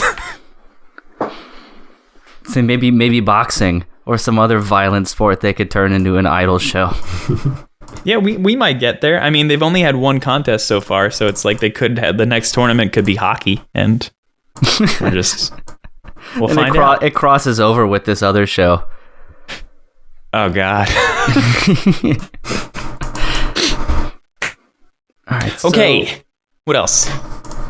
how about we talk about Ranking of Kings? I'm down Because with that's that. 3 of us are watching that, so that's pretty good. Yeah, why not we go into that? I watched this based off of Kestrel's recommendation, and I agree. It is very good. Yeah, I'm thoroughly enjoying it. I love the art style. I think I told Kestrel there was like a blend of like 60s Tezuka and classic Disney art styles, like that Western animation. Yeah. There's a lot of really good noses. I love a good anime schnoz, and this show has just tons of good, weird noses. But yeah, it's really cool, and I think Prince Bojji, Best Boy Bojji, is a very, I guess, unique protagonist in that his challenges will be something that will be difficult to overcome, and he's not like just a generic guy that's going to make friends with everyone because just of what he is and is not. So that last one. Yeah. Yeah, it's I think I agree with you guys. I'd put in like an A category if I was going to rank it. What do you guys think? Yeah, I mean, obviously I indoctrinated you into it, so I am a big fan. I think it's gorgeous. Wit Studio is just knocking them out of the park every single time. Yeah, like they kind of finished off their run on Attack on Titan, then went right in, which was the best season of Attack on Titan, one of the best things ever, and then went right into 2 cores of Vinland Saga, and then 2 cores of original content with Great Pretender, and then another original show with Vivi, and now they've got 2 cores scheduled for this, and just every single one was great. So good. Studio is doing so well. And the anime is being written by Taku Kishimoto, who's one of my favorite anime writers, who did all of the new Fruits Basket, Haikyuu, Usagi Drop, Erased. So yeah, I was very excited going into this, and yeah, it looks amazing. It's got a really unique art style that they do really creative things with. It's got animation from like Arifumi Imai, who's like Wit Studio star animator who hasn't worked on their last few projects, but was the action animation director for Attack on Titan and did all the best cuts in that show and all the best cuts in Vinland Saga and even the best cuts in One Punch Man over at Madhouse. So he's back and bringing his A game here. Incredible animation. The kind of simplicity of the somewhat storybook art style behind it, and I think those are both really good comparisons of old Tezuka and old Disney. Definitely see those in there, but that kind of simplicity lends itself to the fluidity of the animation really well. Yeah, it's a really unique premise and challenges that they're going to face in the process. Bojji is a great character. You can totally see how Kage was won over by him just by his character. And there's like shockingly poignant drama in it. Like you see the backstory of a little black puddle and his little black puddle family, and it's like almost cry-inducing. Like the show is incredible. Yeah, I really wasn't expecting the action animation to be such a strong point, but you're right with like the tenured staff on this show. Like it's already showing that it's going to be a very compelling story, both visually and through the writing. So I'm super excited for that. And Bojji's just the cutest little dude ever. Like, there hasn't been a protagonist in so long that I've like needed to root for so hard. Right. But yeah, and go ahead. I was just gonna say, lending itself to the whole like storybook fairy tale with the art style. This is I don't have many shows that I often forget that I'm even watching anime, but this is one of those that like, as I'm watching it, it doesn't feel like I'm watching an anime. It's like I'm playing like one of my favorite adventure video games for the first time again or something. It just has that like sense of wonder that is just so I feel like it needed in fantasy nowadays, but like it's such a saturated genre that it's hard to be wowed by anything anymore that isn't just like shock factor or something else. It's just like standard but like so beautifully done. Yeah, I agree with that. I think at times watching it kind of reminded me of playing like a Dragon Quest game or like Ni no Kuni or something. Mm-hmm. Yeah, very like soft designs, really rich RPG fantasy world. Yeah, it's great. Yeah, or playing like an Yeah, I an like old the Final soft Fantasy, designs of the characters too. Yeah, I think the design of the characters in that way you described them lends themselves to having very fun and dynamic animation around them. Like in the sparring scene, one of my favorite bits of the sparring scene isn't any of the sword fighting at all, but it was actually when Daida shakes his face. Yes. 100% best part. Yes. Yeah, and it like morphs and like bloats out and then comes back in to shape. And I just thought that was such a like super cool, smooth animation, but it didn't really have anything to do with combat, especially in a time where a lot of like the best animation I see is always like just about different combat scenes and stuff, which is cool. And that is a place to do a lot of really good animation, and art is in like a close quarters combat situation or someone just being like have very fast fluid movements. This was just a kid shaking his face. So good. And it was so good. It was so good. So expressive. Yeah. Indeed. And my brother thought it was kind of weird. He was like, I wasn't expecting that at all. And I think because he was waiting for like the really good animation to be in the sword swings and things like that and the dodging, and then Daida shaking his face happens and it caught him off guard. It's in all of those things too, though. Yeah, it's not great it's not choreography, exclusive. Yeah, it's not exclusive. It's just so much attention to detail was paid in a place where they probably really didn't need to. They could have just done the classic, a couple like blurry lines and stuff or whatever, or he doesn't do it at all. But they made it so that it's such a lot, like his face is so alive and felt like real in a cartoon sense in that situation. Like his actions did stuff like that kind of sucked you into the universe. Their designs much, are great. Yeah, it injects so much like vitality and energy into the scene, just having that expressiveness in their face. Yeah, I'm really looking forward to that adventure they're having. That they're going to have, even if it starts off in this small way where he's just going to his stepmom's house, because unlike another show, potentially, Bojji literally can't communicate in a lot of ways. Yeah. So he has someone around that can do sign language, but there's no guarantee of any type that any place they go is going to have someone who can understand the sign language.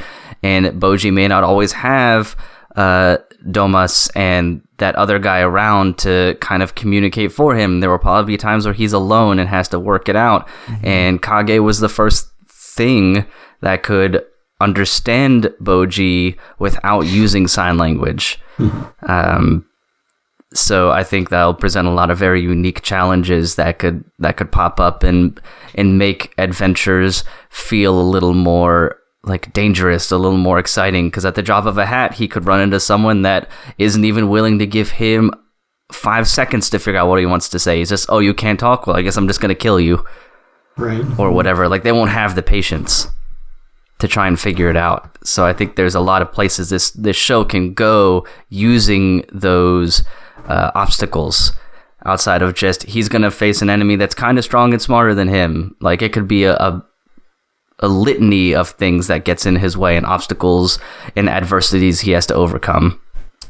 Yeah. In the same vein as the Daida head shake animation, I loved the previous moment where Bojji's watching excitedly and he blows the steam out of his nose because he's like, oh man, I want to be doing that right now. It's just, and that lends to what you were just saying about how he's going to have to face so much adversity on his own, but they've already, even though he can't say a word, they've already portrayed so much of his character through his actions and his movements. And I think it's a real like hats off to Wit for being able to dedicate so much time to the character animation. For sure. Yeah, they did his ass dirty in that fight. Yeah. I was like, my brother and I were like, Bojji won that fight all the way. Like this whole fight like a king shit is bullshit. Cause I'd rather be like Bojji and dodge and not be very strong than face your attacker head on just to be mercilessly killed. Yeah, it's just nobody is ready to accept how great Bojji is, so they gotta put him down. I think They the do, politics, especially that piece of shit Snake Man. I was gonna say, I think the politics of this show already is very nuanced because it's already very clear that there are disagreements within the kingdom, and we got like spear guys like, all right, I ain't gonna follow Daida, that little brat, and like the snake guy who's going to do like he's got his own plans, and there's magic mirror shit, and Bojji wants to go on adventure, and them fleshing out the queen was like also like a really great character moment. But I love how complicated it is already, that you can tell this is a kingdom that has been in, it's like it's been through peacetime for a while, but also we're like on the shaky outskirts of something's about to go down. So it's really an exciting setup. Right, it's so good already, and it's really just like the setup for what's to come. Yeah, the only like sort of like trope mistake it makes is people being surprised that Daida is a psychopath.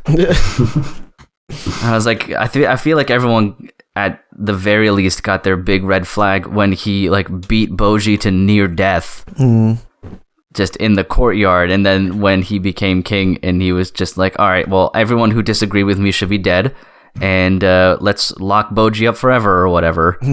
And then like his mom was kind of shocked, and then the snake guy was kind of shocked, and I was just thinking nobody should really be shocked by this because he's clearly like, a fucked up little dude. And there's that magic mirror that people seem to know about but don't do anything about, which I want to know more of, because it's mentioned a few times like that magic mirror is filled in with all sorts of thoughts, and then well, why don't you just take the mirror down? Yeah, was he like gifted this? It's like, all right, here's an evil spiritual being living within this mirror. Have fun. Yeah, exactly. Yeah, I could see him being kind of like Joffrey from Game of Thrones, starting to get those vibes a little bit. He's not quite that far gone yet, but be interesting to see. Yeah, it wasn't like there weren't red flags before it all happened. Yeah. And then he becomes king and gets this ultimate power, and then he starts flexing it, and his mom especially is kind of shocked. Yeah, his mom definitely, like Brandon was saying a little bit, definitely an interesting character. I was surprised by how much depth she got in that third episode. Pleasantly surprised. She has a good nose too. Nose game strong. Nose game is strong. Okay. All right. Let's see. Is there any show that anybody wants to talk about? Anyone, anywhere? Okay. Because I've noticed other people are watching it. I wasn't sure if they would. Mieruko-chan is like the first anime that's come out in a while that I actually read the manga for. So that's cool. And I didn't think that it would make a good anime. And I was kind of right.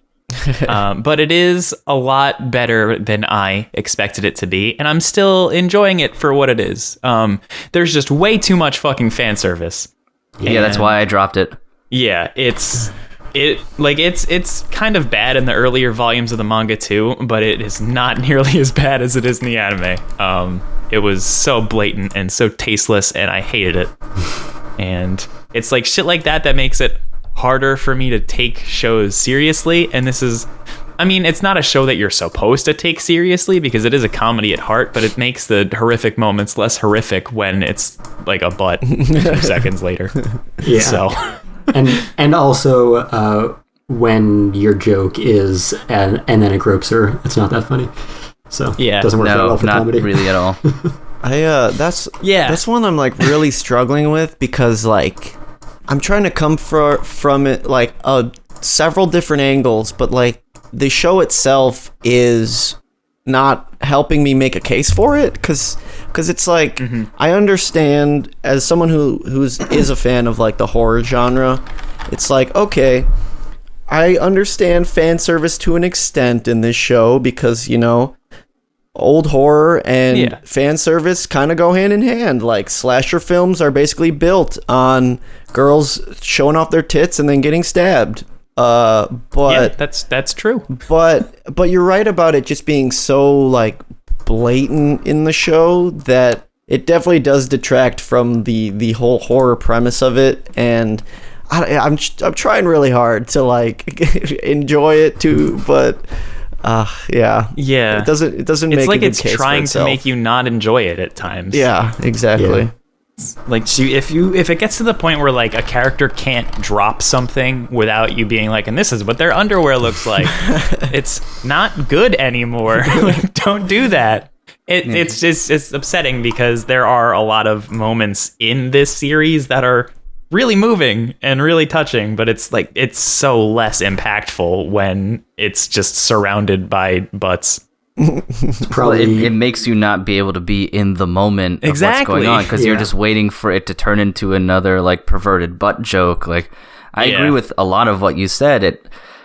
It's a shame in a lot of ways because some of the shorts and some of the stuff that they do within the like vignettes or whatever is interesting. Like the short where Maruko is sitting in the cafe and is looking at the ghost, and then the very manipulative dude that's staring back at her, and you can tell he's a sleazeball.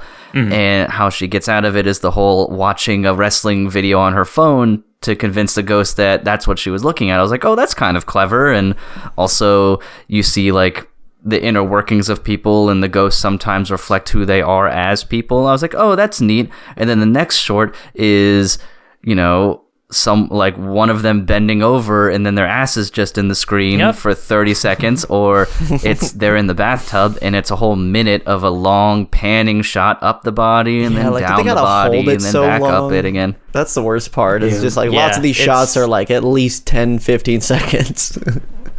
They're uncomfortably long. Yeah. They are being like, hey, observe this fan service, not just putting it in there. It's like, we want you to focus on this. This is the focal point.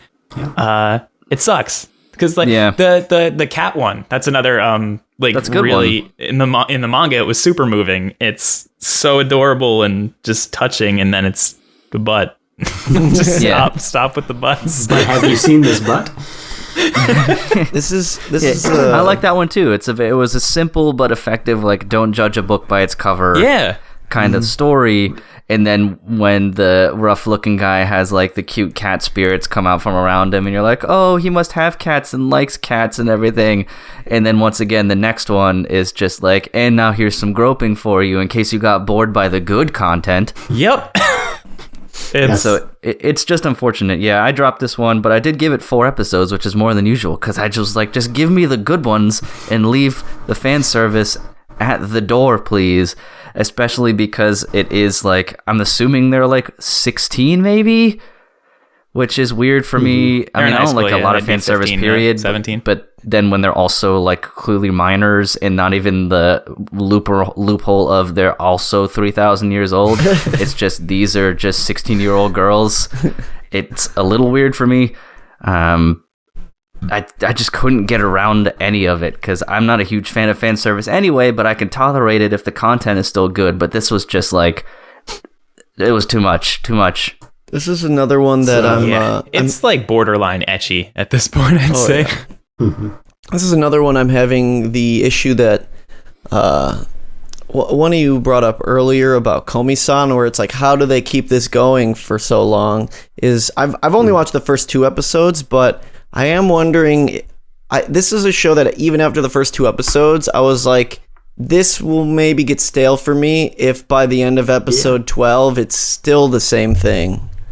And I don't know if just her ignoring the ghosts is like enough to keep me going with this one. I want to enjoy it though.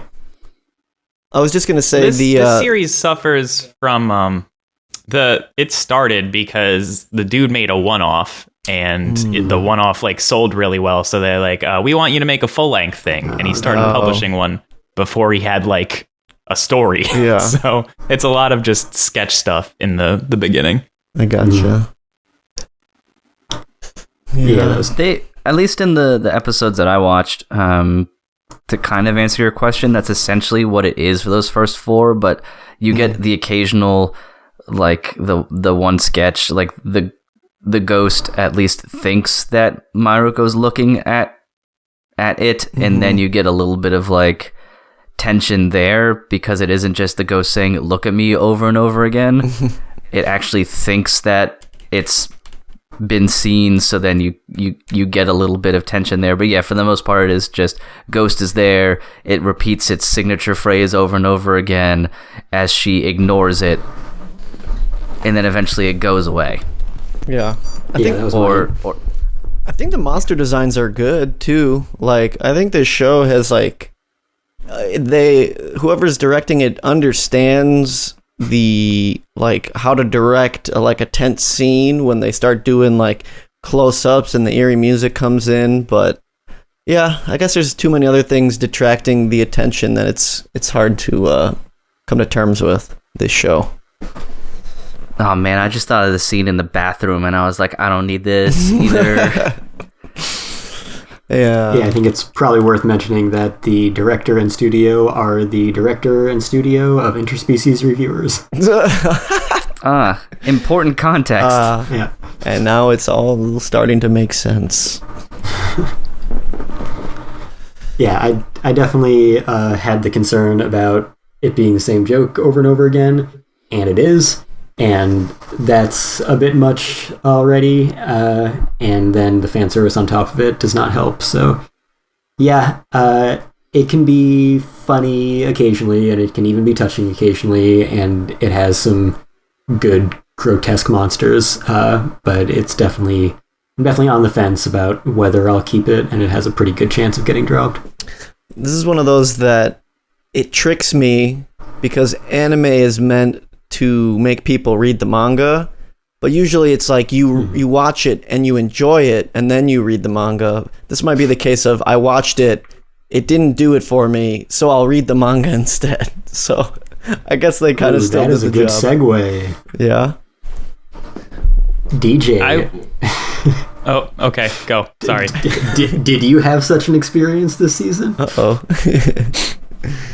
About dropping something? Are we talking about Blue Period? Is this Muv-Love? Oh. Yeah, Are we talking about do you Muv-Love? have an Okay. experience of an adaptation making you want to consume the source material because of how bad it was? Yes. Well, yes and no. That is not why I started consuming the source material for Muv-Love. I, unlike you, I don't hate the anime. Okay. It's definitely not great right now because not much has happened. But in the one episode that shit did happen, which apparently isn't in the source material at all, I liked that a lot. I thought it was serious tonally and kind of what I expected from Muv-Love. I'm sure it'll get a lot more serious once I have actual attachment to the characters. But that was where my issue lied. I realized I'm going into one of the most heartbreaking, fucking just nightmare-inducing series out there, and it's only gonna get like 24 episodes, and that's not enough to kill me. I thought it was 12. Well, it's 12 for this. I think it's already confirmed for another 12 more. Oh, okay. This, from what I understand, and again, I have not played Alternative yet, but this is like, I guess, the training arc, and then it's like the serious arc or something. I don't know how it works, but it is getting a continuation after these 12. Okay. Even with 2 cores, though, it's not enough because visual novel adaptations on their own are tough to do correctly, and this is a long fucking game.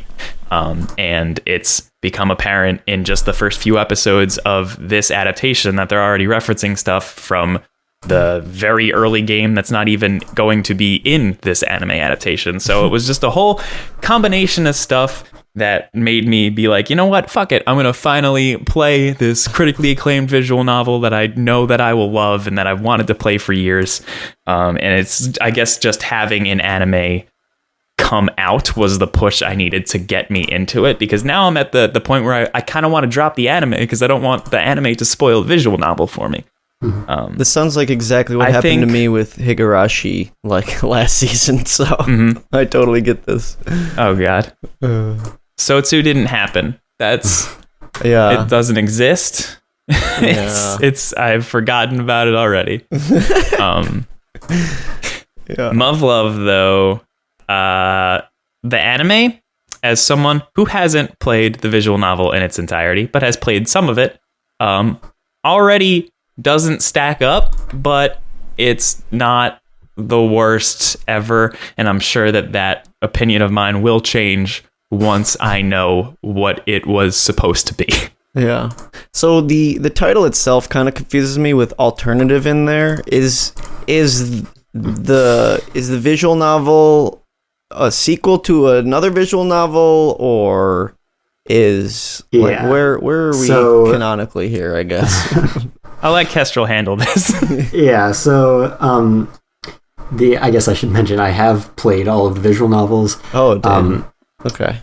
Yeah, which is like 100 hours of content. So that's why this is at the bottom of your list, I see. It doesn't help, I can tell you that. But, well, okay, I'll explain what the situation is in the first place. So, Muv-Luv is a visual novel split into two halves. The first is Muv-Luv Extra, which is like a generic slice of life harem.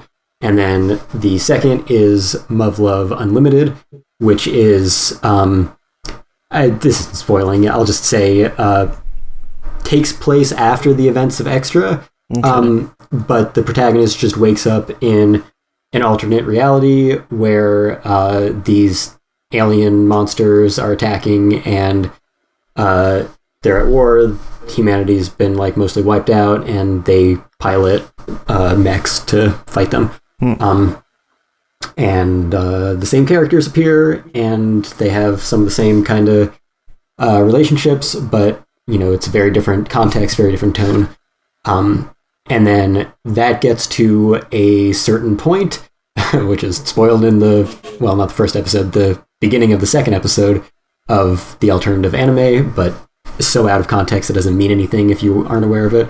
But it gets to a certain ending to the story, and then Muv-Luv Alternative is the sequel visual novel, which is longer than both of those combined. And again, this isn't really spoiling anything because it is the beginning of the anime adaptation as well, which is, it starts with he wakes up back at the beginning of Unlimited again. So it's the same universe that took place in, but he went through a bunch of these events already. So he has knowledge of what's going to happen and ideas of how he could change it to not have the outcome that Unlimited had. So the alternative is by far the more acclaimed of the two, even if you just separate Unlimited, or if you just separate out Unlimited, Alternative is still much more acclaimed. It's been the #1 highest rated visual novel on the visual novel database, as far as I can tell, forever. That sounds right. Yeah, for at least the 10 years that I've known about that website. So yeah, 10 years untouched at the very least. And so, there's a lot to adapt with 100 hours of content, and there might not be that much motivation to adapt, especially Extra, but even anything before Alternative, really, because that's when it gets really good. So this is just adapting Alternative, which is a problem because that means that the entire series so far has been the protagonist being like, hey guys, you remember that thing that happened back in the other games? You guys played those games, right? So that's the whole show so far. Oh my goodness. So yeah, it is very confusing. I would think it would be even worse if you hadn't played the games. I am coming from it, or coming at it from a place where I know what it was like originally, and I know the context that you had originally and how it was executed. And I, one, didn't think it would work as an anime, period. Two, didn't think it would work as just Alternative on its own. And I am even more disappointed by the result. of the adaptation so far. I think it is a very poor production all around. So this is the first anime adaptation of anything from the VN? Yes. There have been adaptations of light novel spin-offs from the universe, but they don't contain any of the same characters or stories. Okay. Okay. So, I could have sworn there was like another, like it was somehow related to alternative anime. Yeah. So there's Muv-Luv Alternative Total Eclipse. That's a light novel spin-off of the Unlimited / alternative universe that, doesn't feature any of the same characters or stories. It takes place in a different country. I think it was eventually adapted into a visual novel as well. And then there was another one of those called some big German title, Schwarzenmarken or something. Schwarzenmarken. I watched that. It was bad. Yeah, that was bad. So, yeah, that's a similar situation where it was another like light novel or visual novel spin-off, and that one was, what happened in Germany in the story or whatever. So, yeah. I think that's funny. It has previously gotten anime adaptations of spin-offs, but never the story proper. I think that's I didn't realize that Schwarzenmarken was a spin-off until recently. It's funny because like we come from completely different contexts for it. I only watched the first episode and I'm never gonna touch it ever again. But it was interesting because I have a friend that we usually watch like a show or two together during the season when we're not like watching some like backlog stuff, and he was like, "Yo, dude, there's this like new mecha show. We should watch that this season." I was like, "Okay, we could give it a try, I guess." And while we're watching the first episode of Muv-Luv, I was just like, "Are we sure this isn't like the final episode of like a previous season?" Because that's what it felt like to me watching it. It was the like climactic battle of a previous season, like the episode 11 or of 12 or something. Right. And yeah, I don't know. Even if I had the context of it, like, man, that was just bad. I was not into that at all. It looked like, it reminded me of, I didn't watch it, but it was like an anime a few years ago called like Gate or something. Gave me like a very Gate. It gave me a very similar vibe where it's just like armies throwing big machines around, and I don't know. I was not having it. And I was like, am I supposed to be emotionally attached to all these obviously like main characters that are being killed in the first episode? I was like, I don't even know who they are. And you don't need to, because you'll never see them again, and they're not in the source material. Oh my goodness. That's ridiculous. Yeah, what a very strange first episode. What a weird strategy for an anime. Yeah, like, I don't get who this is for at all. Like, maybe they're hoping for more people to do what DJ's doing. I guess that works. But it's not for new fans, and it's not for existing fans, and it's not going to be good no matter what. I don't get it. It converted me, so yeah, I'm sure it'll convert other people. I suppose so. Doesn't seem like they put a lot of money into it, so as long as that works, then sure.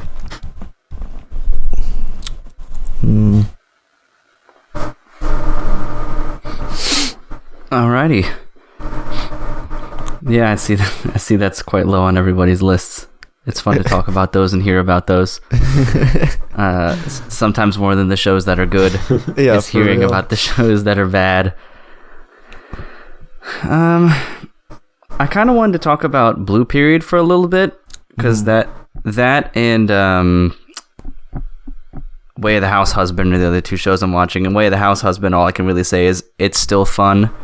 The jokes get kind of old sometimes at this point, but each episode still gives me a giggle or two because of his smirk and stance scares the shit out of people. Yeah. Even though he just wants to bake bread or some shit. I think Tatsu's like an amazing character, so like I love it. It's like it's hard to talk about the anime because it's like I'm glad it happened because having it voice acted is great, but like just read the manga. It just looks better. Even though it's like a motion comic is literally taking the manga panel and giving it slight movement. It just looks so much better as a manga. But yeah, still fun. I enjoyed that second season enough. Second batch, Yeah, I I've guess. only watched one episode of it so far because I'm going to try and pace it out a little bit. Yeah. Even though I think it's only like 4 or 5. Mm-hmm. It's like, I think it's 5, yeah. Depending on what you count as episodes, each episode has like 4 episodes in it that are numbered individually. Yeah, that did kind of confuse me. It was like episode 36, and I'm like, what?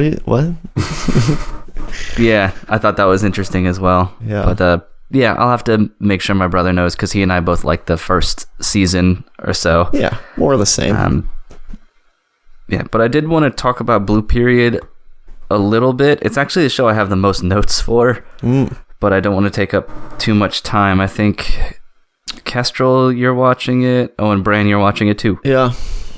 No, yeah, feel free if you've got hella notes. I think this show is worth kind of examining a bit because it feels it's in a weird place for like sort of how much talk has been around it too.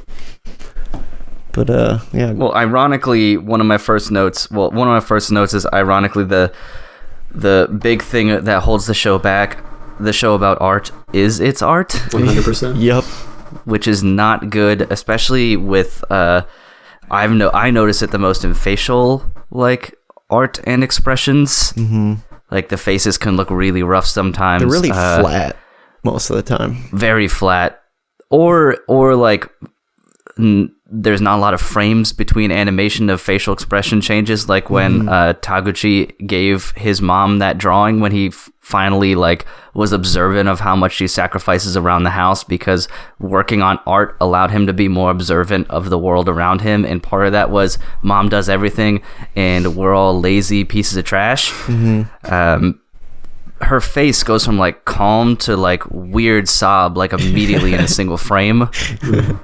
And it was a little jarring because normally I don't think I'm that observant, but I noticed it and I was like, that was really weird. It went from like flat unexpressioned, like expressionless to flat crying. But it is unfortunately ironic that the show about art doesn't have great art in it. One of the things I think I enjoy the most about the show, and I do really like, is I like Taguchi as a protagonist a lot, and I think that's mainly because he has a sensitivity and openness to being vulnerable about him that a lot of anime protagonists I watch don't have. Like you see him cry from being happy and from being sad, and he is open to talking to a bunch of different people, and he doesn't really put on a whole lot of airs about things and stuff that I think makes him approachable. One of the kind of jokes is that he looks like a delinquent, and he was kind of a delinquent, but that felt more like because that was what was expected of him, and he was experiencing that typical teenage like nihilism about the world, which is what art helps him to kind of overcome and see his life and other people's lives from a different perspective. But I really like Taguchi's personality and his determination to continue getting better at art, and not just the technical execution of art, but also the way to express his emotions through art in his life and how he sees it. And he isn't just like every time someone kind of criticizes or he criticizes himself, he doesn't do like well, I'm just going to work at it and I'm going to be better because I love this. Like there are parts where he doesn't understand why he's bad and he has to ask people, why is this bad? I do not get it. He doesn't just treat every problem like a nail and he's a hammer, so to speak. Like he asks other people, like, I don't understand. I made this painting that's a copy essentially of this guy's painting, but nobody thinks mine is good. Why is that? And he is beginning to understand that art isn't just putting brush to canvas or pencil to paper and making something that looks pretty. It's about the emotion you pour into it as an artist and how that communicates with people on the outside about your perspective of the world or the universe. And he struggles, but after having that big breakthrough when that one kid really kind of like fucked on him in that completely other teenage arrogant sort of way, that painting can be technically sound, but that doesn't mean it's necessarily art. So I'm really enjoying that facet. And on a more minor note, I like how his old friends are still around. Like, his old friends support him enough and got his art, and in fact one of the first people to appreciate his art were his friends that he normally just does drinking and sports with. And I'm so used to seeing shows where the old friends get left behind. Yeah, they get left behind in one way, shape, or form, either because they don't get what the main character is doing and they don't want to, they're dragging him down, so the main character cuts them off, or they're just cast aside when the main character finds their new group of friends in their new passion, or whatever. But his old friends are still around, and they go, they recognize his art, and they go to that festival together, and they're not like, oh, you want to do art? That's stupid. Like, for the most part, they're like, this is what you want to do? This is kind of cool. So it's sort of refreshing because, I'm just used to seeing the friends get cast aside for one reason or another. But to see they're still around, maybe not as big of a role in his life, but they're still there, and he still enjoys being with them, and they're not just like some cancer he has to cut out.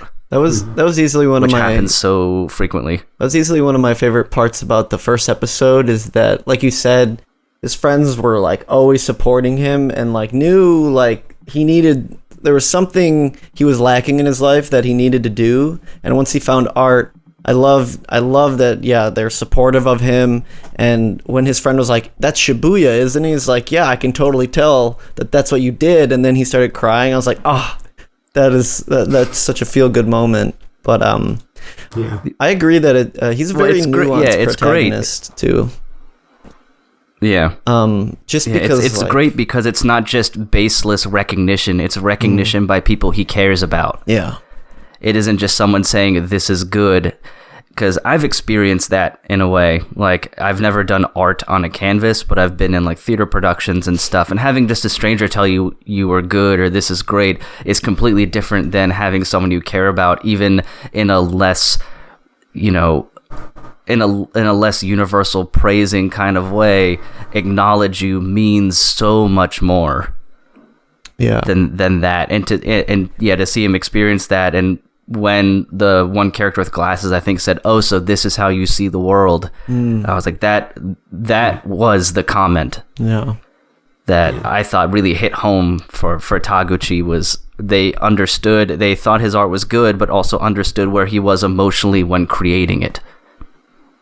Yeah, just to reiterate a bit about you explained perfectly like why he's a good protagonist, and I just wanted to reiterate that it is so refreshing that it's not like he's getting better at art because he's like, if I just keep working at it and I'm determined, I can do anything. It is very much he's a smart person, but he has those insecurities. And I love seeing when he compares himself to the other people in his art class. He's like, wow, I'll never be able to do art like them. Like, they're a genius. They're a god of art. Like, I'm trash compared to them.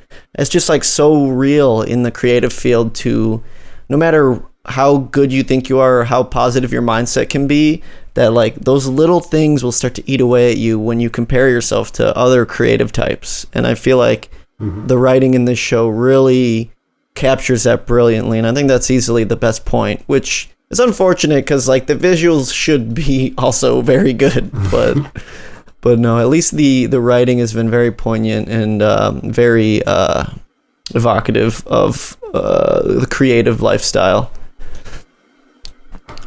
Yeah, I like his confusion about it too, because he is coming from a world where it's objective measurements. It's test scores. Yeah. It's I got a 95, you got a 90, therefore I am better. Yeah. Right. And art in any creative field just isn't that. Yeah. Like it's purely subjective. Yeah. Someone could think your painting is worse than the other person's painting, and the other person's painting from a technical standpoint is lacking in any and all ways, but just the message behind it or how they received it is communicated a lot better. So you can't just yeah, you can't just work at it. You can't get a 100 on your painting. Yeah, that's always been such a weird leap for me, is like art school and stuff. That is just, yeah, how do you quantize things like that? But which they really get into in like the most recent episode about exam art and how it's kind of like, antithetical to the point of art. Yeah. Yeah, I like that as well. Yeah, because it's like that in a lot of places. Because how can you be graded on something that is entirely subjective, and what does that mean? And what if I don't want to do still lifes? Why are you making me do still life drawings? I hate them and don't think they're very good art, but yet I have to be good at them to get into this school. Like, it doesn't make any sense. I'm sick of drawing apples. Yeah, I'm sick of drawing apples and teapots. God damn it.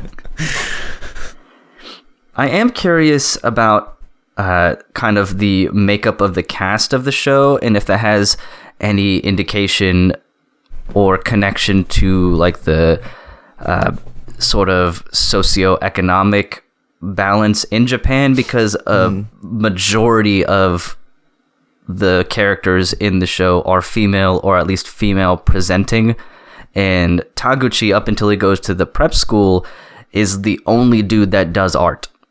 And they bring up a lot about how it doesn't make money and things like that. And I am curious, I want to Google it sometime, if this is indicative of the art community in Japan or anything like that, especially because, it isn't a very industrious or money-making thing. And if it's like, well, dudes don't do it because the guys need to be the breadwinners, since that is still kind of a thing over there where women get jobs and they're called office ladies, and it's only until they can get a husband, so then they have the freedom to pursue art, quote unquote, so to speak. And I wonder if this is sort of a reflection on that, since he is quite rare as a male artist in this show in particular, because I think he's one of 3.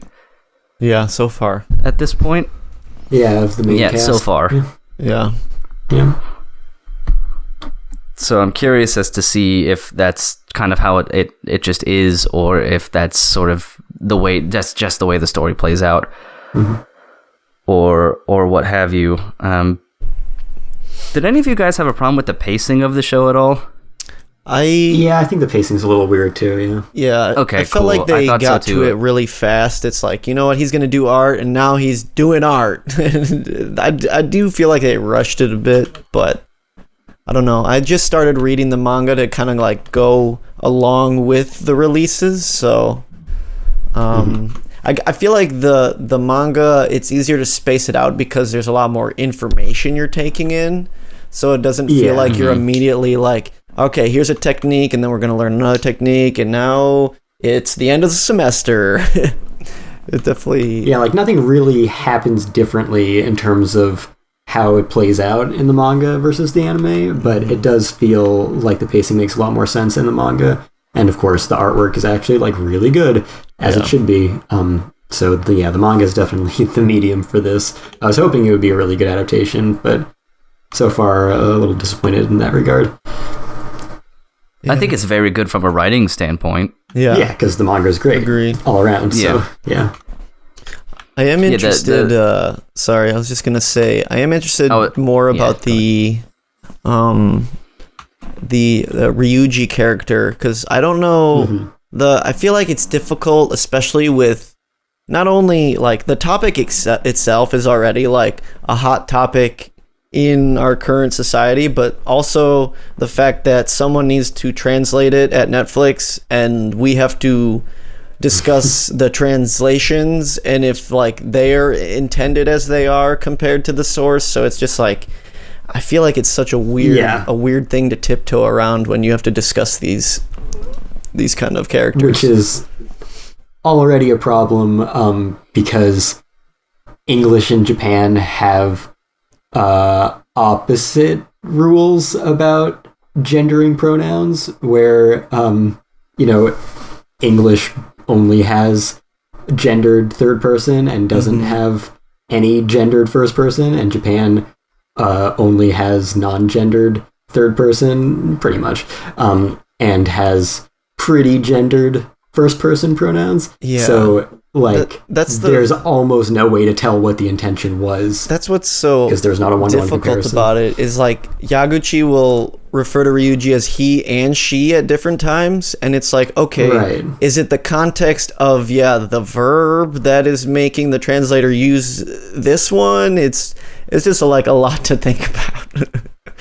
Yeah, I had that in my notes too. I just put Yuka, and that was it in my notes, because I was just like, how is this character going to be handled? How are they going to be presented? I googled them a little bit, and the wiki came up as gender fluid bisexual. Okay. I mean, I feel like she's pretty female presenting. Like, yeah, I got that too. So maybe it happens later, like more like, especially because it feels like presented female and is romantically attracted to males. Yeah, like she doesn't seem to want to have anything to do with her biological maleness at all. Yeah, it seems like just a horrible burden that's been forced on her, which is it's a great story. They reject it entirely, but also still respond to the pronouns. Like he and she, him, her, essentially, and recognize their biological maleness. So yeah, it does get a little weird. So I'm interested to see how they handle that, or if, since I haven't read the manga, maybe they don't really do much of anything with it after that point. Who knows? Yeah, I mean, I think, again, the pronouns don't really exist in Japan like that. Like, you don't say he or she. So it is a different playing field. And I guess kind of the way I maybe interpreted the intent behind the translation was that, like, Yaguchi was starting to actually respect her decision to be a woman. That was kind of the only thing I could cling to, but yeah, I don't know. But yeah, it seems like, she responds to Ryuji, but she doesn't like it. So all her friends call her Yuka, and that's what she prefers. That was another thing. Interesting character, definitely a good character. Just a small note on the pacing again. That was another part of it that I was like, I thought this was supposed to be a character that Yaguchi knew when he was a kid, and it's like they weren't close anymore. But then by the end of the first episode or so, it's like they're talking like good friends again. So I don't know. Yeah, there's lots of weird pacing so far. Yeah, I agree. Yeah, that was definitely something that jumped out to me, and I was like, I can't explain why the pacing is so weird, because it's not really any different in the manga, but it felt much more natural there. I noticed it most with Yaguchi and Mori's relationship, because it felt like you got one scene where Yaguchi talks to Mori the first time and references her talent, and then she tells him, like, don't just say it's talent, because then that sort of rejects any work that I've put into it, because I've put in a lot of work. And then we cut to. Then she graduates. They cut to she's graduating and they're making art for each other and seem to have developed some type of bond. Yeah, I was like, wait, is this supposed to be like a ship? I'm like, what's going on? Yeah, I was the same way. I was like, I like their dynamic that they have, because they're two entirely different aesthetic characters and things like that. But it felt like they had one conversation, and then they had another conversation, and like months happened between them. Yeah, I think it is kind of weird how it skips through the months in that first episode or so. Summer break is only 15 seconds long.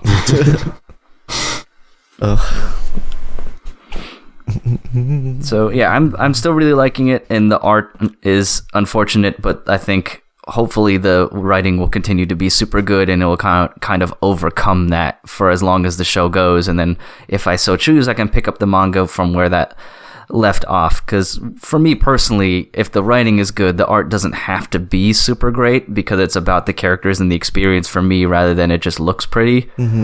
So if it can maintain this great quality of like character writing and things like that, I'll certainly still like it and be cool with it. But if it goes downhill, it doesn't have a whole lot to stand on after that point. Yeah. I guess another thing about the manga, obviously it's good when there's good art, and obviously this is a series for which that should be even more important. But I think that it is a little bit nicer to be able to take your time looking at all the pieces of art they put in there, and they like credit every single person who contributed every single piece of art in the entire series, which is super cool. So they got a bunch of different people. They've got like the thanks and the afterword, where they've got like dozens of people who contributed to each volume.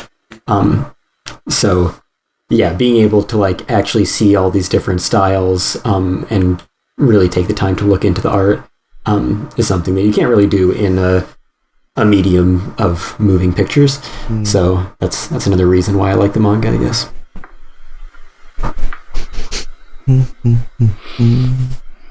Alrighty. We are getting a little long in the tooth here, so is there anything else that Long in anyone the wanted to nose. talk about? Yeah, long in the nose. I missed that there. Good catch.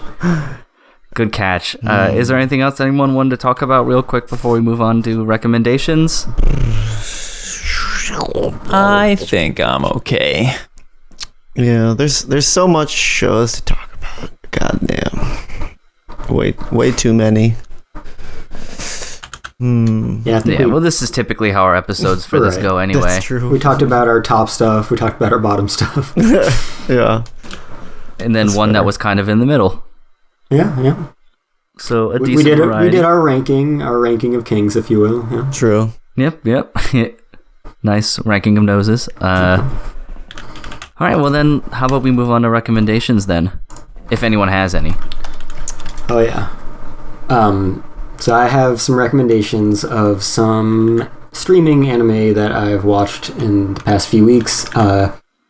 One is Violet Evergarden, the movie, which dropped on Netflix. That is very good. And also a couple of shows from the spring season that I missed at the time. One of them in particular, I have no one to blame but myself, because I was told by multiple people that it was good at the time, but it got much better. And so those two shows are Link Click on Funimation and Odd Taxi on Crunchyroll. Yeah. And I'm sure I'll be talking about both of those a lot in our like Best of the Year episode. So yeah, those three things, definitely check all those out, streaming in their respective locations. And unrelated to anime, but you know, if you're an anime nerd, you probably like Dune. Dune is good. Watch it in the biggest theater with the biggest screen, biggest sound system you can. Yeah, that's what I got. I'll look at some physical releases while you guys talk. Nice. I really only have the one, and that's to pre-order the Robot Carnival 4K if you can, Ooh. because I think those are up on all the major sites at this point, and I think it's being released in December sometime, maybe late December. But that's a classic, especially if you like short compilations with a lot of very prominent names.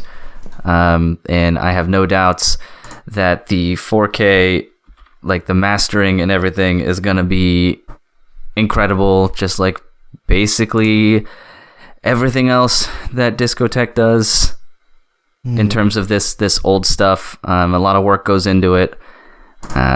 So definitely pre-order that and get a hold of it. I'm not sure if a normal Blu-ray is coming along with it, or I don't think it's included with the 4K version, is it? I think you just get the 4K disc. Yeah, but it has been released on Blu-ray, and that's still out there.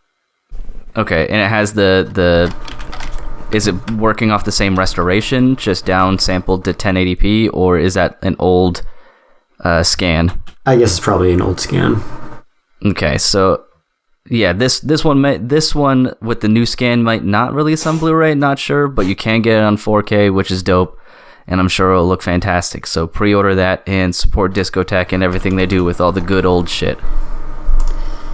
Yeah, and just looking, I don't think I have any physical releases to recommend, so I will stick with the ones I already did. Hell yeah, Discotech.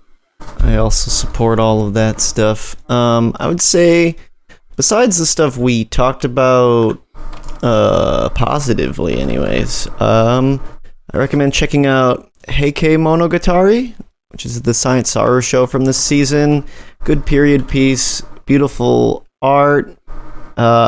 Naoko Yamada is the director. She's just like an amazing talent in the industry, so definitely worth checking out. Don't try to get too caught up in all the historical names and shit, because like at the end of the day, you're only going to confuse yourself more. Just like watch it, enjoy it. It's beautiful. Highly recommend that. And then read Spy Family and Chainsaw Man before the animes come out, because they're amazing. And that's all I got, I guess, for right now. I'm going to tell everybody to buy and read Muv-Love because it's better than the anime. Nice. Even You're the worst doing part them of a it. service. Even the worst part. I'm still in the slice of life part. I mean, I am of the belief that the vast majority of the time, with like one or two notable exceptions, the visual novel will be better. Mm-hmm. Yeah, I mean, I liked the Steins Gate anime a little bit more, but that's my second favorite anime of all time. So I think F saying and that much. Clannad, which are also in my top 5, work better as anime. yeah. All Okay. right, very good. Yeah, so Kestrel, if you want to complete Kate's duty and tell everyone where they can find us. Even though that's also my duty anyway. Oh yeah, you do it as well. You both do it. Sometimes I forget. Yeah, that's always me. Anyway, you can find us anywhere you find podcasts. Subscribe, rate, and review. We are on Apple Podcasts, Google Podcasts, Spotify, SoundCloud, Stitcher, iHeartRadio, Alexa, Amazon Music, Facebook, fandompost.com. You can follow us on Facebook and Twitter at Phantom Post Radio and get in contact with us there and via email, phantompоstradio@gmail.com. Go listen to episode 100 if you haven't. Share it all over the place. Make sure all your friends listen to it. We've read off the 80-something lists, so got a lot of people contributing lists. Want to make sure everyone's heard the full episode and everything. It's okay if it takes you a few installments to get through. It took us a few installments to record. So, yeah, go at your own pace, but please listen all the way through. A lot in that episode, and you will find out what makes us tick and what we're passionate about. And you can find me on Twitter at FullMetalKyoma. I linked all of my 10 to 30 years laters that I wrote about my top 10 anime in a thread with the episode shared, so you can refer to those for all of my extended thoughts on those top anime. You can find me on Twitter at DJ No Style, and you can find my game on Patreon at patreon.com/lessonsinlove. Nice. And I can only be found here, so that just leaves Bran. Wow. Right here. That's some exclusive content right there. Mm-hmm. Had to pay good money for that. Yeah. Hellshake Brando on Twitter and Instagram. There should be link trees on both of those pages to my SoundCloud and YouTube and all that other good stuff. So Twitch too. So yeah. Nice. Very good. Yeah. So, again, listen to episode 100 if you haven't. Listen to it all. And we will be back at some point talking about something, hopefully before several of us go off to Anime NYC. So, until then. Hooray! Yeah. Get to hang out with DJ again. You coming, Cain? Probably not. I think I'll sit this one out. Ooh. But I hope you guys have a good time. Yeah. All right. I'll see you guys next time. Thanks for listening. Yep, thanks for Peace listening. out. Thanks for listening. Peace. Adios.